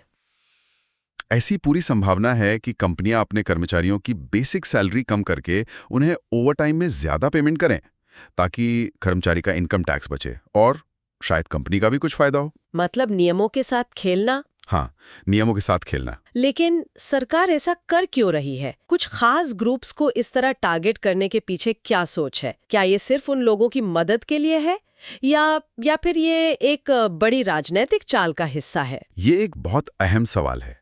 एक तर्क ये है कि सर्विस इंडस्ट्री में काम करने वालों की आमदनी काफी समय से बड़ी नहीं है, तो ये उन्हें राहत देने का एक तरीका है। लेकिन राजनीतिक नजरिए से देखें तो ये खास वोटिंग ग्रुप्स को सीधे तौर पर आर्थिक फायदा पहुंचाने जैसा है। और एक ग्रुप है जिसे सरकार ने कोई छिपा हुआ फायदा नहीं बल्कि सीधा जाकपाट दिया है। कौन है वो? Senior citizens. Senior citizens. ये सिल्वर इकोनॉमी अचानक सरकार की सबसे पसंदीदा बन गई है। हाँ। बिल में सीनियर बोनस नाम का एक प्रावधान है। ओके। इसके तहत 65 साल से ज्यादा उम्र के शादीशुदा जोड़े की $47,500 तक की सालाना कमाई पूरी तरह से टैक्स फ्री हो सकती है। क्या? $47,500? यानी लगभग 40 लाख रुपए। इसका मतलब है कि लाखों रिटायर्ड लोग एक झटके में इनकम टैक्स के दायरे से ही बाहर हो जाएंगे। बिल्कुल बाहर। ये तो बहुत बड़ी बात है। लेकिन फिर वही सवाल, सिर्फ वही क्यों? देखिए, इसके पीछे दो मुख्य वजह हो सकती हैं। राजनीतिक तौर पर सीनियर सिटीजन्स एक बहुत बड़ा और भरोसेमंद वोटिंग ब्लॉक हैं। वो वोट देने जरूर जाते हैं। सही बात है। उन्हें सीधे तौर पर आर्थिक फायदा पहुंचाना चुनाव में एक मजबूत रणनीति हो सकती है। और आर्थिक नजरिए से ये तर्क दिया जाता है कि रिटायर्ड लोगों के हाथ में ज्यादा पैसा आने से वो खर्च ज्यादा करेंगे, जिससे इकोनॉमी को बूस्ट मिलेगा। तो एक तरफ कुछ परिवारों को इतना बड़ा इनाम दिया जा रहा है, लेकिन कहानी में हमेशा एक ट्विस्ट होता है।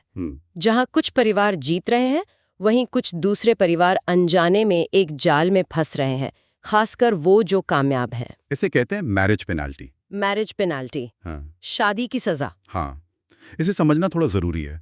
ज्यादातर टैक्स ब्रैकेट्स में शादीशुदा जोड़ों के लिए इनकम की लिमिट सिंगल लोगों से ठीक दुगनी होती है। ओके। जैसे अगर एक सिंगल व्यक्ति पर $1 लाख की कमाई के बाद 22% टैक्स लगता है, तो शादीशुदा जोड़े पर $2 लाख के बाद लगेगा। ये काफी हद तक निष्पक्ष लगता है। हाँ, ये तो सीधा गणित है। लेकिन सबसे ऊंचे टैक्स ब्रैकेट यानी 37% वाले स्लैब में ये गणित टूट जाता है। कैसे टूट जाता है? एक सिंगल व्यक्ति के लिए ये ब्रैकेट $4,40,600 की कमाई पर शुरू होता है। ठीक है। तो गणित के हिसाब से शादीशुदा जोड़े के लिए ये लगभग $12,08,000 पर शुरू होना चाहिए। सही है, डबल। पर ऐसा नहीं है। उनके लिए ये सिर्फ $7,68,700 पर शुरू हो जाता है। क्या? ये तो दोगुनी रकम से बहुत कम है। बहुत कम। एक मिनट, इसका मतलब अगर दो लोग जो काफी ज्यादा कमाते हैं वो शादी कर लेते हैं, तो उन्हें सिंगल रहने वालों के मुकाबले ज्यादा टैक्स देना पड़ेगा। बिल्कुल। ये तो बहुत अजीब बात है। सरकारें तो आमतौर पर शादी और परिवार को बढ़ावा देती हैं। क्या इसके पीछे कोई तर्क है, या ये सिर्फ एक गलती है जिसे बिल बनाते वक्त किसी ने देखा नहीं? ये बहस का मुद्दा है। कुछ लोग कहते हैं कि ये एक डिस्क्विडो है, एक ओवरसाइट। लेकिन ज्यादातर एक्सपर्ट्स मानते हैं कि ये जानबूझकर किया गया है। जानबूझकर? हाँ, ये ऊंची आमदनी वाले पावर कपल से ज्यादा टैक्स वसूलने का एक छिपा हुआ तरीका है, बिना कोई नया टैक्स ब्रैकेट बनाए। नतीजा ये है कि सिस्टम उन्हें शादी करने की सजा दे रहा है। ये तो ऐसा हुआ जैसे आप किसी रेस्टोरेंट में जाएं और वो आपको स्टार्टर और मेन कोर्स पर कपल डिस्काउंट दे, लेकिन डेजर्ट के लिए आपसे सिंगल आदमी से 3 गुना ज्यादा चार्ज कर लें। हाँ, बिल्कुल। इसका कोई मतलब नहीं बनता जब तक कि मकसद आपको लूटना ना हो। सही पकड़ा। तो अब तक हमने देखा कि इस खेल में कुछ इनाम है और कुछ सजाएं। ये सब व्यक्तिगत स्तर पर हो रहा है। लेकिन अगर हम जूम आउट करें और पूरे देश की बैलेंस शीट देखें, तो वहां क्या तस्वीर दिख रही है? हाँ, असली थ्रिलर तो यहीं से शुरू होता है। इस बिग ब्यूटीफुल बिल के लिए अमेरिका ने असल में क्या कीमत चुकाई है? अब बात करते हैं उन आंकड़ों की जो किसी को भी डरा सकते हैं। बताइए। इस बिल की वजह से अगले 10 सालों में देश का घाटा $3.4 ट्रिलियन बढ़ जाएगा। 3.4 ट्रिलियन? और एक अनुमान के मुताबिक 2054 तक देश पर उसकी कुल जीडीपी का 194% कर्ज होगा। 194%? ये सुनने में बहुत ज्यादा लगता है, लेकिन आम इंसान के लिए इसका क्या मतलब है? इसका मतलब ये है कि देश पर उसकी कुल सालाना पैदावार का लगभग 2 गुना कर्ज है। 2 गुना? इसे ऐसे समझिए, अगर आपकी सालाना सैलरी 1 करोड़ रुपए है और आपके ऊपर 1.94 करोड़ रुपए का लोन है, आप कभी उस लोन के ब्याज से ही बाहर नहीं निकल पाएंगे। ये तो एक कभी ना खत्म होने वाला चक्र है। बिल्कुल। और इसका पहला असर दिख भी गया। क्रेडिट रेटिंग एजेंसी मूडीज का झटका। हाँ, उन्होंने अमेरिका की सॉवरन क्रेडिट रेटिंग को टॉप लेवल AAA से घटाकर AA1 कर दिया। ये सिर्फ एक सांकेतिक बदलाव नहीं है ना? नहीं, ये बहुत बड़ी खबर है। इसे ऐसे समझते हैं, मान लीजिए किसी का सिविल स्कोर 850 है, परफेक्ट। बैंक उसे लोन देने के लिए लाइन में लगे हैं।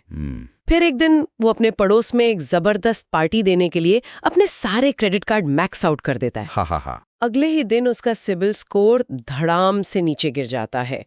अमेरिका के साथ ठीक यही हुआ है। सही बात है। वो पार्टी टैक्स रिफंड है। हाँ। और गिरा हुआ स्कोर ये डाउनग्रेड। और जब देश का क्रेडिट स्कोर गिरता है तो सरकार के लिए दुनिया से उधार लेना महंगा हो जाता है। अच्छा। इसका असर सीधा आम लोगों पर पड़ता है। उनके home loan, car loan, business loan सब महंगे हो जाते हैं। मतलब सरकार ने एक जेब से जो पैसा दिया वो अब दूसरी जेब से छुपे हुए तरीके से ब्याज के रूप में वापस ले रही है। एग्जैक्टली आपको पता भी नहीं चलेगा और आप कर्ज में डूबते जाएंगे। तो सरकार को ये सब पता है, वो जानते हैं कि देश पर भारी कर्ज चढ़ रहा है, तो उनका प्लान क्या है? वो इस सब से बाहर निकलने की क्या सोच रहे हैं, या फिर कोई प्लान है ही नहीं? एक प्लान है, या यूं कहें एक बहुत बड़ा जुआ है। जुआ? हाँ, इस पूरे बिल की नींव एक बहुत बड़े दांव पर टिकी है, और वो दांव बिजनेस को दी गई एक खास छूट पर आधारित है। और वो क्या है? उसे कहते हैं 100% बोनस डिप्रिसिएशन। 100% bonus depreciation.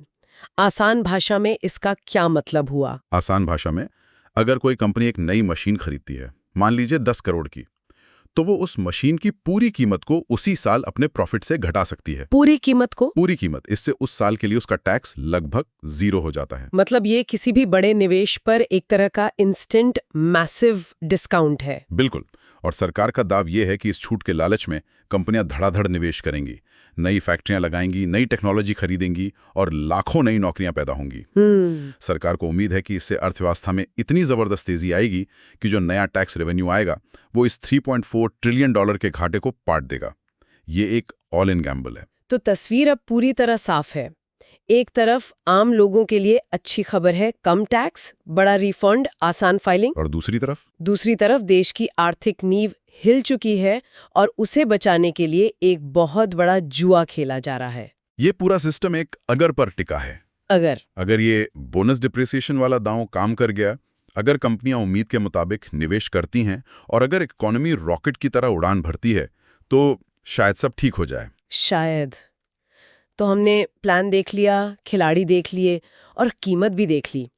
आपकी जेब में एक बड़ा रिफंड है, लेकिन देश के खाते में एक भारी भरकम कर्ज। पूरा सिस्टम एक अगर पर टिका है। लेकिन क्या होगा अगर ये दांव उल्टा पड़ गया? जब इतिहास की सबसे बड़ी पार्टी का बिल आएगा तो उसे चुकाने के लिए किसे मजबूर किया जाएगा? इन स्रोतों में इस बात का जवाब नहीं है कि जब इस योजना को बनाने वाले सत्ता में नहीं रहेंगे तब क्या होगा। और सबसे खौफनाक सवाल ये है कि अगर ये मॉडल कामयाब हो गया तो क्या गारंटी है कि कोई और देश इसे कॉपी करने की कोशिश नहीं करेगा? क्या होगा अगर ऐसा ही कोई खूबसूरत जाल हमारे लिए भी बुना जा रहा हो? सोचिए, अगर कोई आपसे कहे कि वो सिर्फ 15 मिनट, बस 15 मिनट आपकी और आपके पार्टनर की बातचीत सुनकर 90% सटीकता से ये बता सकता है कि आप साथ रहेंगे या आपका ब्रेकअप हो जाएगा। ये कोई जादू नहीं है। नहीं, ये ज्योतिष भी नहीं है, ये विज्ञान है। कुछ कपल्स के पास ऐसा क्या होता है कि वो दशकों तक खुश रहते हैं, जबकि दूसरे कुछ महीनों में ही बिखर जाते हैं। और इसका राज, जैसा आपने कहा, इस बात में नहीं है कि वो लड़ते हैं या नहीं। लड़ाई तो हर रिश्ते में होती है। हाँ, वो तो होती ही है। राज इस बात में है कि वो लड़ते कैसे हैं। पर इससे भी गहरी एक और परत है जो लड़ाई से भी पहले आती है। वो क्या है? वो ये है कि पार्टनर्स अपने दिमाग में प्यार के बारे में कहानी क्या लेके घूम रहे हैं। उनके लिए प्यार का मतलब क्या है? किस्मत का खेल या एक कला जिसे सीखा जाता है? ये बहुत दिलचस्प है। तो मतलब रिश्ते की बुनियाद इस पर टिकी है कि हमारे दिमाग में प्यार की परिभाषा क्या है। बिल्कुल। रिसर्च के हिसाब से 2 तरह की कहानियां हैं। पहली है डेस्टिनी बिलीफ, किस्मत का खेल। हाँ, किस्मत का खेल। ये तो पूरी तरह से एक बॉलीवुड फिल्म की तरह है ना? कहीं दूर कोई है जो सिर्फ हमारे लिए बना है, हमारा सोलमेट, और जब वो मिलेगा तो सब कुछ अपने आप, मतलब मैजिक की तरह परफेक्ट हो जाएगा। बिल्कुल। और ये सोच शुरुआत में बहुत बहुत अच्छी लगती है, नशीली होती है। हाँ, लेकिन इसकी एक बहुत बड़ी कमजोरी है। इसे एक उदाहरण से समझते हैं। मान लीजिए आपने अपनी पूरी सेविंग्स लगाकर एक नया चमचमाता हुआ फोन खरीदा। ओके। आप क्या उम्मीद करते हैं कि वो परफेक्ट होगा? हाँ। लेकिन 1 महीने बाद वो पहली बार हैंग हो जाता है। आपका पहला ख्याल क्या आता है? अरे यार, ये पीसी डिफेक्टिव है, मेरे साथ धोखा हो गया। एग्जैक्टली। डेस्टिनी बिलीफ वाले लोग रिश्ते में पहली बड़ी मुश्किल आने पर ठीक यही सोचते हैं कि ये पीसी डिफेक्टिव है। हाँ, पहली लड़ाई, पहला बड़ा मतभेद, और उनके दिमाग में अलार्म बजने लगता है, शायद हम एक दूसरे के लिए बने ही नहीं हैं। मतलब उनका विश्वास हम पर में ही उस परफेक्ट कहानी पर होता है। और जैसे ही कहानी में कोई गड़बड़ हुई, उन्हें लगता है एक्टर ही गलत चुन लिया। वाह। रिसर्च यही दिखाती है, ऐसे लोग रिश्ते की शुरुआत में सबसे ज्यादा खुश होते हैं, पर पहली मुश्किल आते ही उनकी संतुष्टि का ग्राफ किसी स्टॉक मार्केट क्रैश की तरह नीचे गिरता है। क्योंकि उनके लिए मुश्किल एक सिग्नल है कि ये वो नहीं है। हाँ। तो फिर दूसरी कहानी क्या है? दूसरी कहानी है ग्रोथ बिलीफ, कोशिश की कहानी। कोशिश की कहानी। यहाँ प्यार को सोलमेट की तरह नहीं, बल्कि एक छोटे से पौधे की तरह देखा जाता है जिसे आप खुद लगाते हैं। अच्छा। उसे हर रोज धूप, पानी, खाद देनी पड़ती है। कभी कभी कीड़े लग जाते हैं तो उन्हें हटाना पड़ता है, उसकी कटाई छटाई करनी पड़ती है ताकि वो और मजबूत हो। इसमें रोज की मेहनत है, ये कोई जादू नहीं है, ये बागबानी है। और ये लोग मानते हैं कि कंपैटिबिलिटी यानी अनुकूलता वो मिलती नहीं है, वो बनाई जाती है। रोज की मेहनत से, एक दूसरे को समझकर। उनके लिए लड़ाई रिश्ते का अंत नहीं, बल्कि एक दूसरे के दिमाग के दरवाजे खोलने का एक मौका है। वो मानते हैं कि हम दोनों इस रिश्ते को बेहतर बनाने के लिए बदल सकते हैं, सीख सकते हैं। लेकिन ये सुनने में जितना अच्छा लगता है, असल जिंदगी में उतना ही मुश्किल होगा। जब दो लोगों में भयानक लड़ाई हो रही हो, तब ये याद रखना कि हम इसे मिलकर ठीक कर सकते हैं, ये तो बहुत मुश्किल होता होगा। आप बिल्कुल सही जगह पर पहुंचे हैं। ये विश्वास कि हम बदल सकते हैं, ये रिश्ते के सबसे तनाव भरे पलों में ही टूटता है। और जॉन गॉटमैन की रिसर्च के मुताबिक बातचीत में जब वो 4 खतरनाक चीजें घुस आती हैं, तो ये ग्रोथ माइंडसेट पूरी तरह से खत्म हो जाता है। 4 चीजें? हाँ, वो इन्हें तबाही के 4 घुड़सवार कहते हैं, जो किसी भी रिश्ते को खत्म करने की गारंटी हैं। तबाही के 4 घुड़सवार? ये सुनने में ही बहुत डरावना है। गॉटमैन ने तो हजारों कपल्स को अपनी लव लैब में सालों तक स्टडी किया है। हाँ। तो वो क्या 4 चीजें हैं जो किसी भी अच्छे भले रिश्ते को तबाह कर सकती हैं? पहला घुड़सवार है क्रिटिसिज्म, आलोचना। हाँ, आलोचना। लेकिन ये एक आम शिकायत से बहुत अलग है। देखिए, शिकायत करना ठीक है, जैसे तुमने आज फिर गीला तौलिया बिस्तर पर छोड़ दिया, ये एक शिकायत है, एक खास एक्शन के बारे में। राइट। लेकिन क्रिटिसिज्म वो सीधा इंसान के कैरेक्टर पर हमला है। तुम इतने लापरवाह और गैर जिम्मेदार कैसे हो सकते हो? तुम्हें किसी चीज की परवाह ही नहीं होती। ओह, मतलब तुमने जो किया वो गलत है और तुम ही गलत हो के बीच का फर्क। एग्जैक्टली। और रिश्ते में ये पहला जहर घुलता है। लेकिन इससे भी ज्यादा खतरनाक है दूसरा घुड़सवार। वो क्या है? कंटेम्प्ट यानी तिरस्कार। ये सिर्फ गुस्सा या नाराजगी नहीं है, ये घिन है। एक मिनट, घिन मतलब डिस्गस्ट? हाँ, डिस्गस्ट। एक प्यार भरे रिश्ते में ये कैसे हो सकता है? होता है। और गॉटमैन कहते हैं कि ये तलाक का सबसे बड़ा भविष्यवक्ता है। ये बातों में व्यंग के रूप में आता है, जैसे किसी लड़ाई में पार्टनर को कहना, हाँ हाँ तुम ही हो दुनिया में सबसे समझदार, हम तो पैदा ही बेवकूफ हुए थे। अच्छा। या उनकी बात सुनते हुए मजाक में अपनी आंखें घुमाना, आई रोलिंग। ये इशारे सामने वाले को बताते हैं कि मैं तुम्हारी इज्जत नहीं करता तो मेरे लायक नहीं हो। ये तो कंटेम्प्ट सीधे सीधे एक फिक्स्ड माइंडसेट का सबूत है। ये कहता है तुम खराब हो और तुम कभी नहीं बदल सकते। ये तो सच में बहुत कड़वा है। ये सुनने के बाद तो कोई भी इंसान अपना बचाव करेगा ही। हाँ। जो हमें तीसरे घुड़सवार पर लाता है, डिफेंसिवनेस, बचाव करना। लेकिन अगर कोई आपकी आलोचना करेगा, आपका तिरस्कार करेगा, तो आप अपना बचाव तो करेंगे ही ना। इसमें क्या गलत है? सवाल बहुत अच्छा है, और यहीं पर साइकोलॉजी का जादू है। बचाव करना एक स्वाभाविक प्रतिक्रिया है, पर यह रिश्ते के लिए उतना ही खतरनाक है। क्यों? क्योंकि जब आप डिफेंसिव होते हैं तो आप असल में अपनी गलती मानने की जगह उल्टा इल्जाम लगा रहे होते हैं। जैसे पार्टनर ने कहा तुमने बिल भरना याद नहीं रखा, और डिफेंसिव जवाब होगा मैं कैसे याद रखता, तुम दिन भर मुझ पर चिल्लाती रहती हो, मेरा दिमाग तो वैसे ही खराब रहता है। ओह, मतलब आपने जिम्मेदारी लेने के बजाय खुद को विक्टिम बना लिया। समस्या मैं नहीं तुम हो। बिल्कुल। ये तो बातचीत को वहीं खत्म कर देता है। खत्म कर देता है। और जब ये साइकिल बार बार चलती है, आलोचना, फिर तिरस्कार, फिर बचाव, तो चौथा और आखिरी घुड़सवार आता है। वो क्या है? स्टोन वॉलिंग, पत्थर की दीवार खड़ी कर लेना। ओह, स्टोन वॉलिंग। हाँ, ये वो स्टेज है जब एक पार्टनर बातचीत से पूरी तरह खुद को हटा लेता है। वो चुप हो जाता है, फोन देखने लगता है, या कमरे से बाहर चला जाता है। वो ऐसा बर्ताव करता है जैसे सामने वाला इंसान मौजूद ही नहीं है। लेकिन क्या ये सिर्फ स्पेस लेने जैसा नहीं है? कभी कभी लड़ाई में इंसान को शांत होने के लिए वक्त चाहिए होता है। नहीं, स्पेस लेना एक कंस्ट्रक्टिव काम है, जहां आप कहते हैं मैं अभी बहुत गुस्से में हूं, मुझे शांत होने के लिए 20 मिनट चाहिए, फिर हम बात करेंगे। स्टोन वॉलिंग एक हथियार है। ये सामने वाले को सजा देने और उन्हें अमान्य करने का एक तरीका है।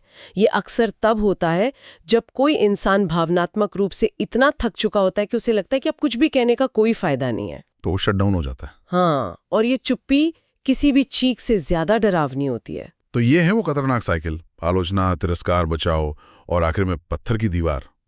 ये सब तो बस लक्षण है, पर असली बीमारी क्या है? ये कंटेम्प्ट, ये घिन वाली सोच आती कहाँ से? ऐसा तो है नहीं कि कोई पहले दिन से ही अपने पार्टनर से घिन करने रखता है।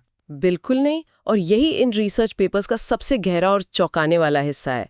ये बीमारी हमारे पार्टनर के साथ शुरू नहीं होती, इसकी जड़ें बहुत बहुत गहरी हैं। कहाँ? हमारे बचपन में, जब हमारा दिमाग प्यार और रिश्तों का अपना पहला ब्लूप्रिंट बना रहा था। बचपन? आप अटैचमेंट थियोरी की बात कर रही हैं।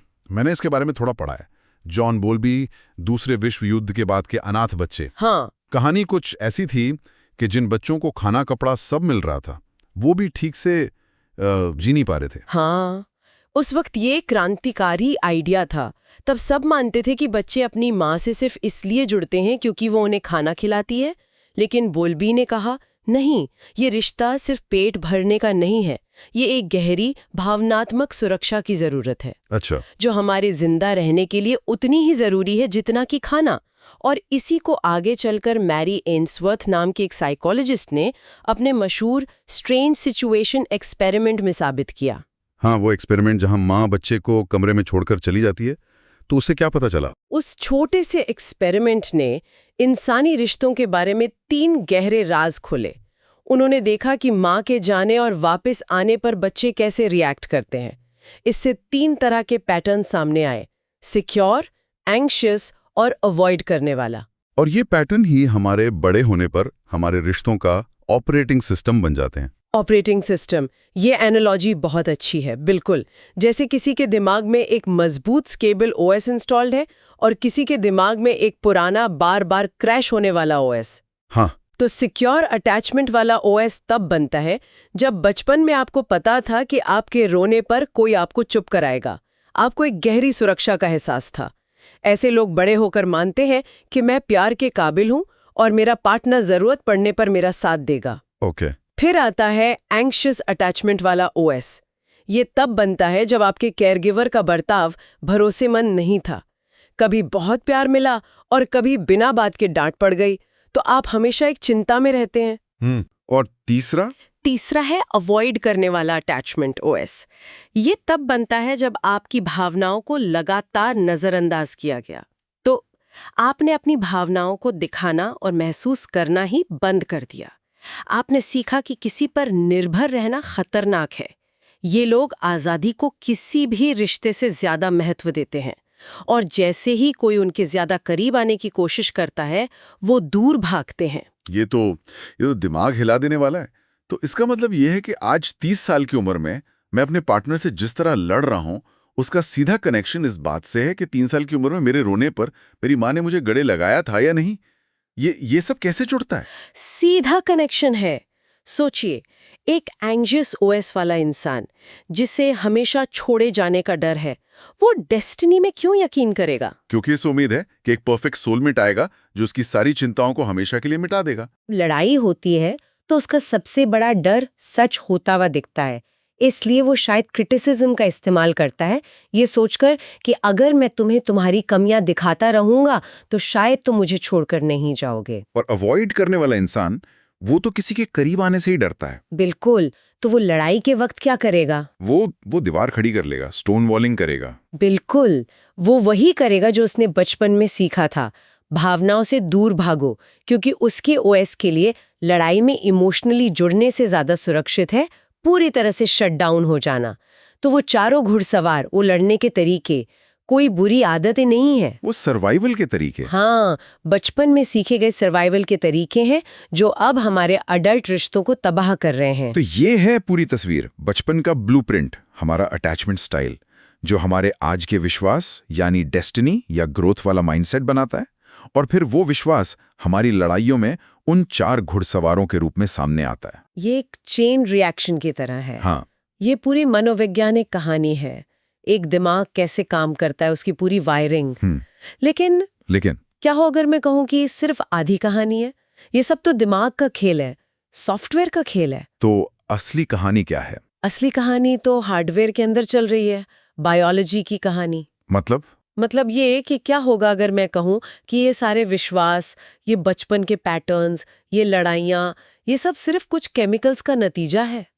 जब आप किसी के प्यार में पड़ते हैं तो आपका दिमाग डोपामाइन नाम के एक केमिकल से भर जाता है। आपको पता है, ये वही केमिकल है ऐसा? जो कोकीन लेने पर या जुए में जीतने पर रिलीज होता है। ये आपको दिमागी तौर पर अपने पार्टनर का एडिक्ट बना देता है।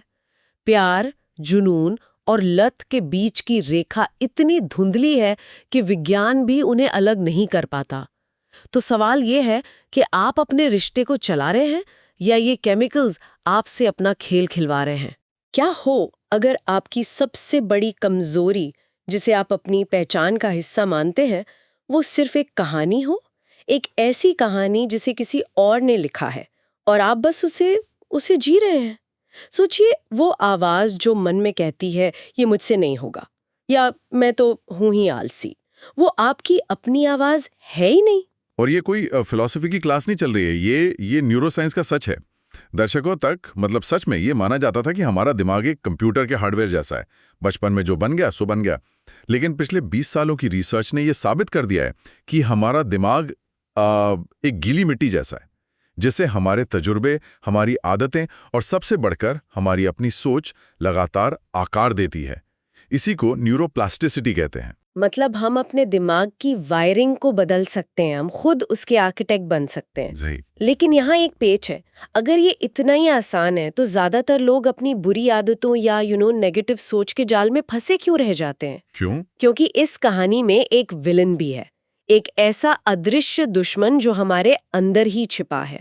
उस दुश्मन को समझने के लिए हमें थोड़ा पीछे जाना होगा। मान लीजिए 1950 के दशक में, तब साइकोलॉजी की दुनिया में बिहेवियरिज्म का राज था। जॉन वॉटसन और B.F. स्किनर जैसे वैज्ञानिकों का मानना था कि इंसान बस एक मशीन है, उसके अंदर कोई सोच, कोई भावना नहीं है। उसे सही इनाम दो तो वो काम करेगा, सजा दो तो वो रुक जाएगा, बस। लेकिन इसमें कुछ तो सच्चाई होगी। आज भी तो पूरी दुनिया इसी पे चल रही है। सेल्स टीम को टारगेट पूरा करने पर बोनस मिलता है, ट्रैफिक लाइट तोड़ने पर चालान कटता है। ये सिस्टम काम तो करते दिखते हैं, तो स्किनर और वॉटसन पूरी तरह गलत कैसे हो सकते हैं? आप बिल्कुल सही कह रही हैं। ये थियरी अधूरी थी, गलत नहीं। इसने आदतों के विज्ञान की नींव रखी। ये समझा सकती थी कि एक चूहा इनाम के लिए बटन दबाना कैसे सीखता है, पर ये नहीं समझा सकती थी कि एक ही असफलता पर दो इंसान अलग अलग तरह से क्यों टूटते या सीखते हैं।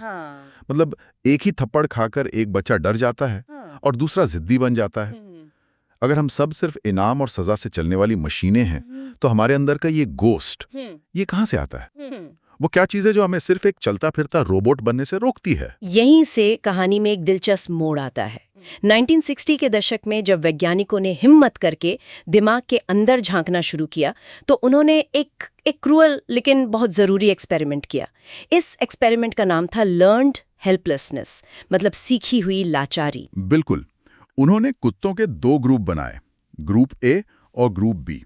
ग्रुप ए के कुत्तों को बिजली के हल्के झटके दिए गए, लेकिन उनके पास एक बटन था जिसे दबाकर वो झटके रोक सकते थे। ग्रुप बी के कुत्तों को भी वही झटके दिए गए, पर उनके पास कोई बटन नहीं था, वो कुछ नहीं कर सकते थे। असली खेल तो इसके बाद शुरू हुआ। ओके, तो एक ग्रुप के पास कंट्रोल था और दूसरे के पास बिल्कुल नहीं। एग्जैक्टली। अब दोनों ग्रुप्स को एक बड़े पिंजरे में रखा गया। बीच में एक छोटी सी दीवार थी जिसे कोई भी कुत्ता आसानी से फांद सकता था। पिंजरे के एक तरफ फिर से झटके दिए गए। जानते हैं क्या हुआ? ग्रुप ए के कुत्ते, जिनके पास पहले कंट्रोल था, वो तुरंत दीवार फांदकर दूसरी सुरक्षित तरफ चले गए। और ग्रुप बी वाले? ग्रुप बी के कुत्ते, जिनके पास पहले कोई कंट्रोल नहीं था, उन्होंने भागने की कोशिश तक नहीं की। वो बस जमीन पर लेट गए और दर्द सहते रहे। उनके दिमाग ने यह सीख लिया था कि मैं कुछ भी कर लूं, कुछ नहीं बदलेगा। सबक ये नहीं था कि दर्द इंसान को तोड़ता है, नहीं।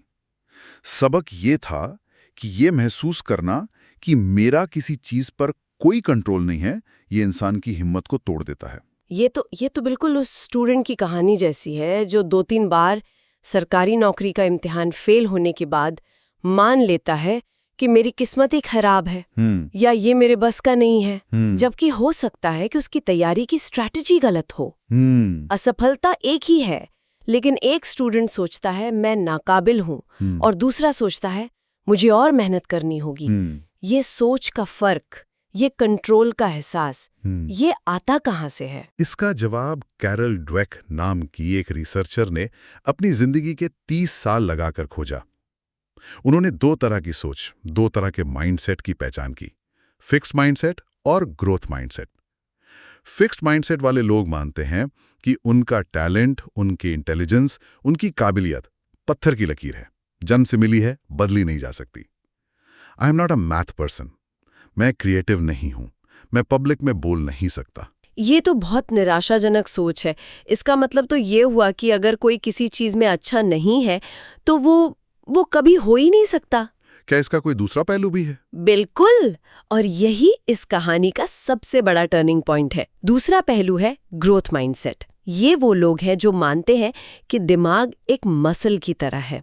जितनी मेहनत करोगे, जितनी सही स्ट्रैटेजी से प्रैक्टिस करोगे, वो उतना ही मजबूत होगा। उनके लिए असफलता का मतलब ये नहीं है कि मैं नाकाबिल हूं। उनके लिए असफलता का मतलब है अभी मैं यहाँ कच्चा हूं, मुझे और सीखना है। It's a signal to work harder, not to give up. एक मिनट, तो ये सिर्फ अच्छा सोचो अच्छा होगा वाली बात नहीं है। आप कह रहे हैं कि इसका कोई फिजिकल सबूत है कि दिमाग के तार सच में बदल जाते हैं? ये सिर्फ पॉजिटिव थिंकिंग का खेल नहीं है, ये फिजिकल रियलिटी है। जब आप कुछ नया सीखते हैं या किसी मुश्किल चीज की प्रैक्टिस करते हैं तो आपके दिमाग में न्यूरॉन्स के बीच नए कनेक्शंस बनते हैं, पुराने और मजबूत होते हैं। ठीक वैसे ही जैसे जंगल में बार बार एक ही रास्ते पर चलने से एक पगडंडी बन जाती है। आपकी हर आदत, हर सोच आपके दिमाग में एक फिजिकल रास्ता बना रही है। और सबसे चौंकाने वाली बात यह है कि दिमाग को यह फर्क नहीं पता कि यह मेहनत असल दुनिया में हो रही है या सिर्फ आपकी कल्पना में। विजुअलाइजेशन की प्रैक्टिस करने वाले एथलीट्स के दिमाग में भी वही न्यूरल पाथवेज मजबूत होते हैं जो असल में प्रैक्टिस करने वालों के होते हैं। आपकी सोच सच में आपकी हकीकत गढ़ती है। ठीक है, अब तस्वीर साफ हो रही है। हम एक अदृश्य जेल में हैं जिसे हमारी सीखी हुई लाचारी और फिक्स्ड माइंडसेट ने बनाया है, और हमारे पास उस जेल से बाहर निकलने का एक वैज्ञानिक तरीका भी है, न्यूरोप्लास्टिसिटी और ग्रोथ माइंडसेट। तो सवाल ये है कि इसे करें कैसे? क्या कोई ब्लूप्रिंट है, कोई तय रास्ता है इस जेल से बाहर निकलने का? जवाब है हाँ, और ये रास्ता 90 दिनों का है।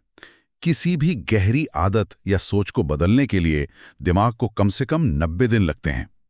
ये एक मनोवैज्ञानिक युद्ध की तरह है जिसके 3 चरण हैं, हर चरण 30 दिन का। तो चलिए इस 90 दिन के ब्लूप्रिंट को समझते हैं। पहला चरण क्या है? पहला चरण है दिन 1 से 30, इच्छा शक्ति की लड़ाई, द विल पावर बैटल। ये सबसे मुश्किल दौर है। जब आप पहली बार जिम जाना शुरू करते हैं या मीठा खाना छोड़ते हैं, हर दिन एक जंग लगता है। आपका शरीर दर्द करता है, आपका मन 1000 बहाने बनाता है। ठीक वैसे ही नई सोच को अपनाने के लिए बहुत ज़्यादा सचेत प्रयास, मतलब कॉन्शियस एफर्ट लगता है, क्योंकि दिमाग अपने पुराने आरामदायक चौड़े हाईवे पर वापस लौटना चाहता है और आप उसे एक कच्ची उबड़ खाबड़ पगडंडी पर चलने को मजबूर कर रहे हैं। इस फेज में 90% लोग हार मान लेते हैं। हाँ, ये बिल्कुल वैसा ही है जैसे नए साल पर जिम जाने का जोश जो फरवरी आते आते ठंडा पड़ जाता है। वो पहले 30 दिन ही सबसे बड़ी दीवार लगते हैं। तो जो लोग इस दीवार को पार कर लेते हैं उनका क्या होता है? जो इस पहले चरण को पार कर लेते हैं वो पहुंचते हैं दूसरे चरण में, दिन 31 से 60।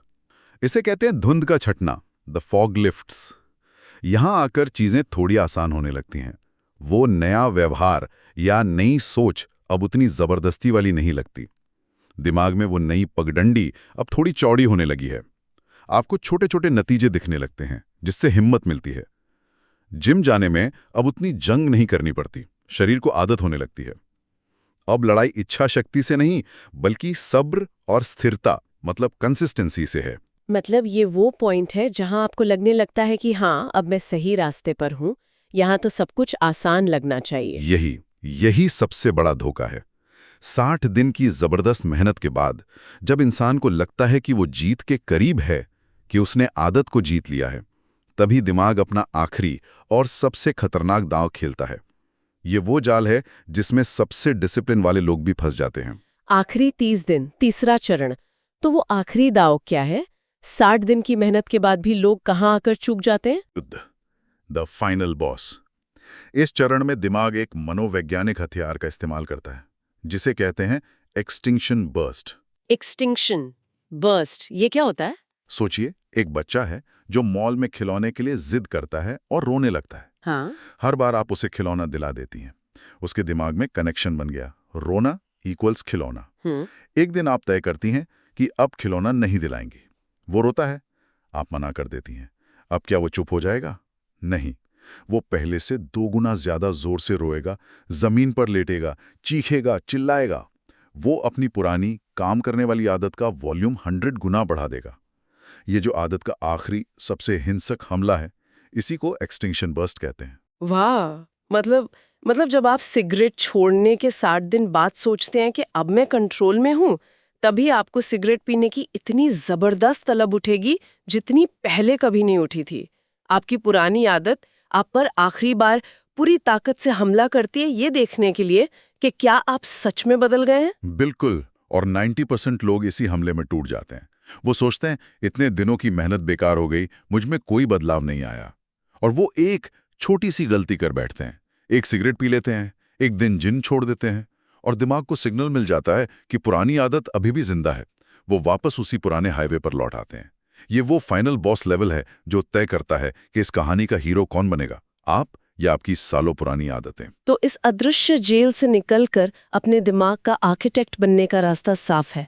90 दिनों की जंग, जिसमें पहले 30 दिन इच्छा शक्ति, अगले 30 दिन सब्र और आखिरी 30 दिन उस एक्सटिंक्शन बर्स्ट नाम के फाइनल बॉस से लड़ने की हिम्मत चाहिए। लेकिन क्या हो अगर मैं कहूं कि ये पूरी 90 दिन की लड़ाई, ये सारा ब्लूप्रिंट एक ही झटके में नाकाम हो सकता है, एक ऐसी चीज से जिसे आप पहचानते तक नहीं? क्या होकर आपके दिमाग का आर्किटेक्ट कोई और हो और आप बस एक मजदूर हों जो अनजाने में किसी और का डिजाइन बना रहे हैं? सोचिए, अगर मैं आपसे कहूं कि एक टीचर के मन की सोच, सिर्फ एक ख्याल, एक बच्चे का IQ स्कोर बदल सकता है। सिर्फ उसके एग्जाम के मार्क्स नहीं, बल्कि उसकी असल दिमागी क्षमता, उसका इंटेलिजेंस कोशेंट।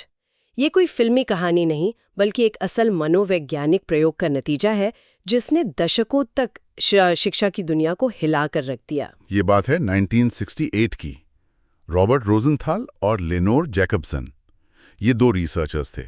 ये एक स्कूल में गए और उन्होंने बच्चों का एक इंटेलिजेंस टेस्ट लिया, और फिर उन्होंने टीचर्स को बताया कि इस टेस्ट के आधार पर उनकी क्लास के कुछ बच्चे एकेडमिक रूप से खिलने वाले हैं। खिलने वाले हैं मतलब वो आने वाले साल में जीनियस बनने वाले हैं। टीचर्स को उन बच्चों के नाम की एक लिस्ट दी गई। तो टीचर्स तो उत्साहित हो गए होंगे कि चलो क्लास के छुपे हुए हीरे मिल गए। बिल्कुल, लेकिन असली ट्विस्ट ये था कि वो लिस्ट पूरी तरह से फर्जी थी। क्या? फर्जी? हाँ, वो बच्चे पूरी तरह से रैंडम चुने गए थे। उनमें और बाकी बच्चों में कोई फर्क नहीं था। ये सब एक झूठ था। फिर भी 8 महीने बाद जब उन सभी बच्चों का IQ टेस्ट दोबारा लिया गया, तो नतीजे चौंकाने वाले थे। जिन बच्चों का नाम उस फर्जी लिस्ट में था, उनका IQ स्कोर बाकी बच्चों के मुकाबले आसमान छू रहा था। सवाल यही है, कैसे? टीचर्स ने अनजाने में उन खास बच्चों को अलग तरह से ट्रीट करना शुरू कर दिया था। अलग तरह से मतलब कोई बड़ी सोची समझी साजिश तो थी नहीं? नहीं, ये बहुत छोटी छोटी चीजें थी। जैसे जब वो खास बच्चा जवाब देने में अटकता तो टीचर उसे थोड़ा और वक्त देती। जब वो कोई सवाल पूछता तो उसे ज्यादा ध्यान से जवाब दिया जाता। उन्हें थोड़े ज्यादा मुश्किल, ज्यादा चैलेंजिंग सवाल दिए जाते। हर छोटी कोशिश पर उन्हें ज्यादा गर्मजोशी से तारीफ मिलती। ये एक सेल्फ फुलफिलिंग प्रोफेसी थी। हाँ, एक भविष्यवाणी जिसने खुद को सच साबित कर दिया। एक बॉस किसी नए इंटर्न को आते ही स्टार मान लेता है। उसे बेहतर प्रोजेक्ट्स मिलते हैं, सीनियर्स ज्यादा मेंटर करते हैं, और उसकी छोटी छोटी गलतियों को भी सीखने का मौका कहकर नजरअंदाज कर दिया जाता है। और साल के अंत में वो सच में स्टार परफॉर्मर बन जाता है। एग्जैक्टली। जबकि शायद उससे ज्यादा काबिलियत वाला दूसरा इंटर्न, जिसे किसी ने नोटिस नहीं किया, वो मुरझा जाता है। तो सवाल ये नहीं है कि उम्मीदें काम करती हैं, वो तो करती हैं। सवाल ये है कि ये अदृश्य शक्ति हमारे दिमाग में घुसती कैसे है। ये किन रास्तों से एक इंसान की सोच से निकलकर दूसरे इंसान की हकीकत बन जाती हैं। देखिए, ये कोई जादू नहीं है। आज हम जिन अध्ययनों पर बात कर रहे हैं वो दिखाते हैं कि ये असर 4 अदृश्य चैनल्स के जरिए काम करता है। 4 चैनल? हाँ, ये वो 4 रास्ते हैं जिनसे हमारी उम्मीदें, हमारे शब्द और हमारा व्यवहार किसी बच्चे के दिमाग की वायरिंग को बदल देते हैं। पहला और सबसे सीधा चैनल है शाब्दिक प्रतिक्रिया, मतलब तारीफ और आलोचना का तरीका। हाँ। और यहीं पर शायद हम सब, चाहे वो माता पिता हों या मैनेजर्स, एक बहुत बड़ी गलती करते हैं। रिसर्च 2 तरह की तारीफ में फर्क करती है। एक होती है पर्सन प्रेज, पर्सन प्रेज यानी शख्सियत की तारीफ। जैसे तुम बहुत स्मार्ट हो या तुम तो नेचुरल आर्टिस्ट हो। अच्छा, और दूसरी होती है प्रोसेस प्रेज, प्रोसेस प्रेज, यानी प्रक्रिया की तारीफ। जैसे तुमने इस मुश्किल सवाल को सुलझाने के लिए जो तरीका लगाया वो कमाल का था। या तुमने इस ड्राइंग में रंगों को मिलाने के लिए जो मेहनत की है वो साफ दिख रही है। बिल्कुल। अब ये बहुत छोटा सा फर्क लगता है ना? हाँ, सुनने में तो बहुत छोटा लगता है, लेकिन इसका असर जमीन आसमान का है। एक मिनट, ये थोड़ा अजीब है। क्या इसका मतलब ये है कि हमें कभी बच्चे को ये नहीं कहना चाहिए कि वो स्मार्ट है? ये तो बच्चे का आत्मविश्वास कम कर देगा। हर कोई चाहता है कि उसका बच्चा कॉन्फिडेंट महसूस करे। बहुत अच्छा सवाल है। और नहीं, ऐसा नहीं है कि तुम स्मार्ट हो कहना कोई जहर है, लेकिन रिसर्च दिखाती है कि अगर तारीफ सिर्फ इसी पर टिकी हो तो हम अनजाने में एक बहुत नाजुक अहंकार बना रहे हैं। नाजुक अहंकार? हाँ, कैरल ड्विक की एक मशहूर स्टडी में पाया गया कि जिन छोटे बच्चों के माता पिता ने प्रोसेस प्रेज का ज्यादा इस्तेमाल किया, वो 5 साल बाद न सिर्फ मुश्किलों से नहीं घबराते थे, बल्कि मैथ्स और रीडिंग में भी बेहतर थे। अच्छा। तुम स्मार्ट हो सुनकर बच्चा सोचता है कि ये एक स्थायी लेबल है, एक मेडल जैसा। और जिस दिन वो फेल होता है उसे लगता है कि ये लेबल ही झूठा था। बिल्कुल, उसे लगता है शायद मैं स्मार्ट हूं ही नहीं। ये बिल्कुल वैसा ही है जैसे कोई बच्चा पहली बार साइकिल चलाना सीख रहा हो। एक पिता कहता है, वाह बेटा, तुम तो पैदाइशी राइडर हो। बच्चा खुश हो जाता है, पर अगली बार गिरते ही उसका दिल टूट जाता है। वो सोचता है शायद मैं पैदाइशी राइडर नहीं हूँ, और वो कोशिश करने से डरने लगता है ताकि उसका राइडर का टैग ना छिन जाए। सही बात है। और दूसरा पिता कहता है, बहुत बढ़िया, तुमने देखा, जब तुमने मेहनत से पैडी मारा तो 3 सेकंड तक बैलेंस बना लिया, शाबाश। तो ये बच्चा जब गिरता है तो सोचता है कोई बात नहीं, मुझे बस फिर से मेहनत से पैडल मारना है। एक तारीफ नाजुक अहंकार बनाती है और दूसरी हिम्मत। पर शब्द तो सिर्फ एक चैनल है। आपने कहा दूसरा चैनल इससे भी ज्यादा शक्तिशाली और खतरनाक है। हाँ, दूसरा चैनल है व्यवहार मॉडलिंग, बिहेवियर मॉडलिंग। बच्चे वो नहीं सीखते जो हम कहते हैं, वो सीखते हैं जो हम करते हैं। खासकर जब हम खुद किसी मुश्किल या नाकामी का सामना करते हैं। बिल्कुल, हमारी कही गई सारी अच्छी बातें उस एक पल में धरी की धरी रह जाती हैं जब बच्चा हमें हार मानते हुए देखता है। घर के झगड़े याद कीजिए। मान लीजिए घर में पैसों की तंगी चल रही है।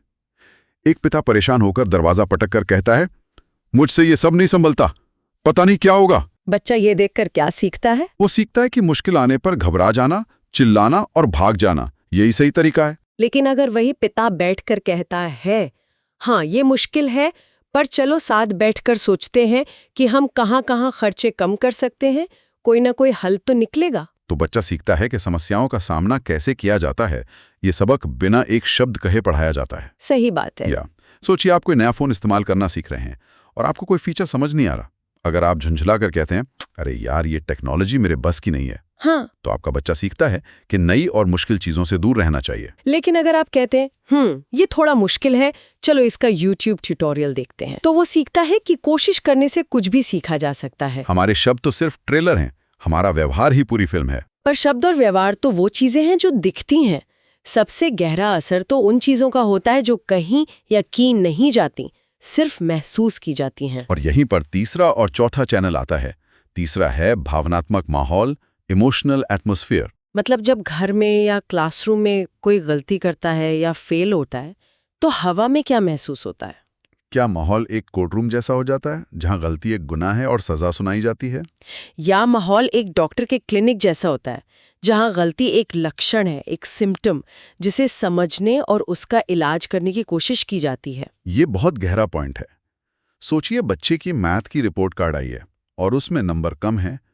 एक घर में तनाव फैल जाता है, चुप्पी छा जाती है, बच्चे को लापरवाह और नाकाम होने का एहसास कराया जाता है। यहां गलती शर्मिंदगी से जुड़ी है। दूसरे घर में माता पिता कहते हैं, कोई बात नहीं, चलो देखते हैं कि कौन से टॉपिक्स में ज्यादा मुश्किल आ रही है। शायद हमें डिवीजन पर थोड़ी और प्रैक्टिस करने की जरूरत है। यहाँ गलती सीखने की प्रक्रिया का एक जरूरी और सामान्य हिस्सा है। तो बच्चा किस माहौल में ज्यादा सीखने की हिम्मत करेगा? जाहिर है दूसरे वाले में। और चौथा चैनल इसी से जुड़ा है, अवसरों की संरचना, स्ट्रक्चरिंग ऑफ अपॉर्चुनिटीज। मतलब क्या हम बच्चों को हमेशा वही काम देते हैं जिसमें वो पहले से अच्छे हैं, ताकि वो कभी फेल ही ना हो? या हम उन्हें ऐसी चीजें आजमाने का मौका देते हैं जिसमें उनके फेल होने का पूरा चांस है? क्या हम उसे सेफ जोन में कैद कर रहे हैं या उसे चुनौती देना सिखा रहे हैं? ये तो बच्चों को बचाने के नाम पर उन्हें कमजोर बनाने जैसा। बिल्कुल। जिस बच्चे की ड्राइंग अच्छी है उसे बार बार ड्राइंग कंपटीशन में भेजना उसे सुरक्षित महसूस करा सकता है, लेकिन उसे एक डिबेट कंपटीशन में हिस्सा लेने के लिए जहां शायद वो अच्छा ना कर पाए, ये उसे असल जिंदगी के लिए तैयार करता है। तो ये चारों चैनल, शाब्दिक प्रतिक्रिया, व्यवहार मॉडलिंग, भावनात्मक माहौल और अवसरों की संरचना, ये मिलकर एक अदृश्य आर्किटेक्चर बनाते हैं जो बच्चे के दिमाग की नींव रखता है। हाँ, पर सवाल यह है कि क्या ये सब सिर्फ मनोवैज्ञानिक बातें हैं, अच्छी पेरेंटिंग के ट्रिप्स हैं, या ये बच्चे के दिमाग को सच में फिजिकल लेवल पर बदल रहा है? और यहीं पर ये कहानी एक साइकोलॉजिकल थ्रिलर बन जाती है, क्योंकि जवाब है हाँ। ये सब सिर्फ एहसास या भावनाओं का खेल नहीं है, ये सच में न्यूरॉन दर न्यूरॉन एक बच्चे के दिमाग को रीवायर कर रहा है। न्यूरोसाइंटिस्ट ने fMRI स्कैन का इस्तेमाल किया है। fMRI scan? हाँ, ये एक तरह की मशीन है जो दिखाती है कि सोचते या काम करते समय दिमाग के कौन से हिस्से में खून का बहाव बढ़ रहा है, मतलब कौन सा हिस्सा एक्टिव है। अच्छा। जब बच्चों को ग्रोथ माइंडसेट वाले मैसेज दिए जाते हैं कि मेहनत से काबिलियत बढ़ाई जा सकती है, और फिर उन्हें कोई मुश्किल सवाल दिया जाता है, तो गलतियां करने पर उनके दिमाग का एक खास हिस्सा, जिसे एंटीरियर सिंगुलेट कॉर्टेक्स कहते हैं, वो बहुत ज्यादा एक्टिव हो जाता है। इसे दिमाग का अरे ध्यान दो सर्किट कह सकते हैं। हाँ बिल्कुल, ये हिस्सा गलतियों को पकड़ने और उन्हें सुधारने के लिए सिग्नल भेजता है। मतलब उनका दिमाग गलतियों को एक खतरे की तरह नहीं, बल्कि एक जरूरी जानकारी, एक सिग्नल की तरह देखता है। यहाँ कुछ सीखने का मौका है, इस पर ध्यान दो। दिमाग सीखने के मोड में चला जाता है। और इसका उल्टा भी उतना ही सच है। जब बच्चों को फिक्स्ड माइंडसेट वाले संदेश मिलते हैं, तुम या तो इसमें अच्छे हो या नहीं, तो मुश्किल आने पर उनके दिमाग का थ्रेट रिस्पॉन्स सर्किट एक्टिवेट हो जाता है। खास तौर पे अमिगडाला। हाँ, अमिगडाला, जो हमारे दिमाग का खतरे का अलार्म होता है। ये वही हिस्सा है जो जंगल में शेर देखकर एक्टिवेट होता है। तो एक मुश्किल गणित का सवाल उस बच्चे के दिमाग के लिए एक शेर की तरह हो जाता है। बिल्कुल, दिमाग मुश्किल को एक एकेडमिक चुनौती की तरह नहीं, बल्कि एक जानलेवा खतरे की तरह देखने लगता है और उससे बचने की कोशिश करता है। उसका सारा ध्यान सीखने से हटकर खुद को बचाने में लग जाता है। ये फाइट या फ्लाइट मोड है। और आप शेर से लड़ते हुए कैलकुलस नहीं सीख सकते। बिल्कुल सही। एक का दिमाग गलती होने पर कहता है चलो इसे ठीक करें, दूसरे का दिमाग चीखता है भागो। और ये कोई एक दिन की बात नहीं है। नहीं, सालों साल, हजारों छोटे छोटे पलों में जब ये पैटर्न दोहराया जाता है, तो ये दिमाग में न्यूरल पाथवेज को मजबूत कर देता है। ये वैसा ही है जैसे रोज एक ही रास्ते पे चलने से पगडंडी बन जाती है।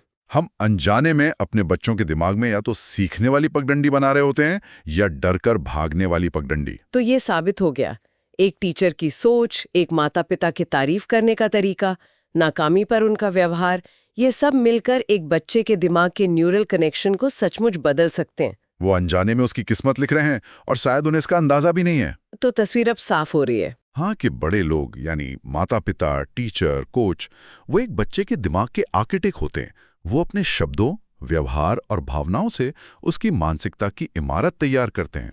इन 4 चैनलों के जरिए वो या तो एक मजबूत, लचीली इमारत बनाते हैं जो मुश्किलों का सामना कर सके, या फिर एक कांच का महल जो पहली ठोकर में ही बिखर जाए। लेकिन क्या हो अगर उस आर्किटेक्ट के अपने ही डिजाइन में कोई ऐसी बुनियादी खामी हो जिसके बारे में उसे खुद नहीं पता? क्या हो अगर ये सारी बातें कि इंटेलिजेंस बदली जा सकती है या नहीं, सिर्फ कहानी का पहला हिस्सा हो? जब रिसर्चर्स ने और गहराई में जाके देखा तो एक चौंकाने वाला मोड़ आया। उन्हें पता चला कि एक माता पिता की अपनी सोच कि इंटेलिजेंस फिक्स्ड है या बढ़ाई जा सकती है, वो सबसे बड़ी चीज नहीं है जो उनके बच्चे की मानसिकता को आकार देती है। ये एक जरूरी हिस्सा है, पर ये मुख्य स्विच नहीं है। एक और विश्वास है, एक कहीं ज्यादा शक्तिशाली मास्टर स्विच। एक ऐसी मान्यता जो इंटेलिजेंस या टैलेंट के बारे में नहीं है। ये एक ऐसी चीज के बारे में है जिसका सामना दुनिया का हर इंसान हर रोज करता है। और यही स्विच असल में तय करता है कि बच्चा मुश्किलों से लड़ेगा या हार मान लेगा।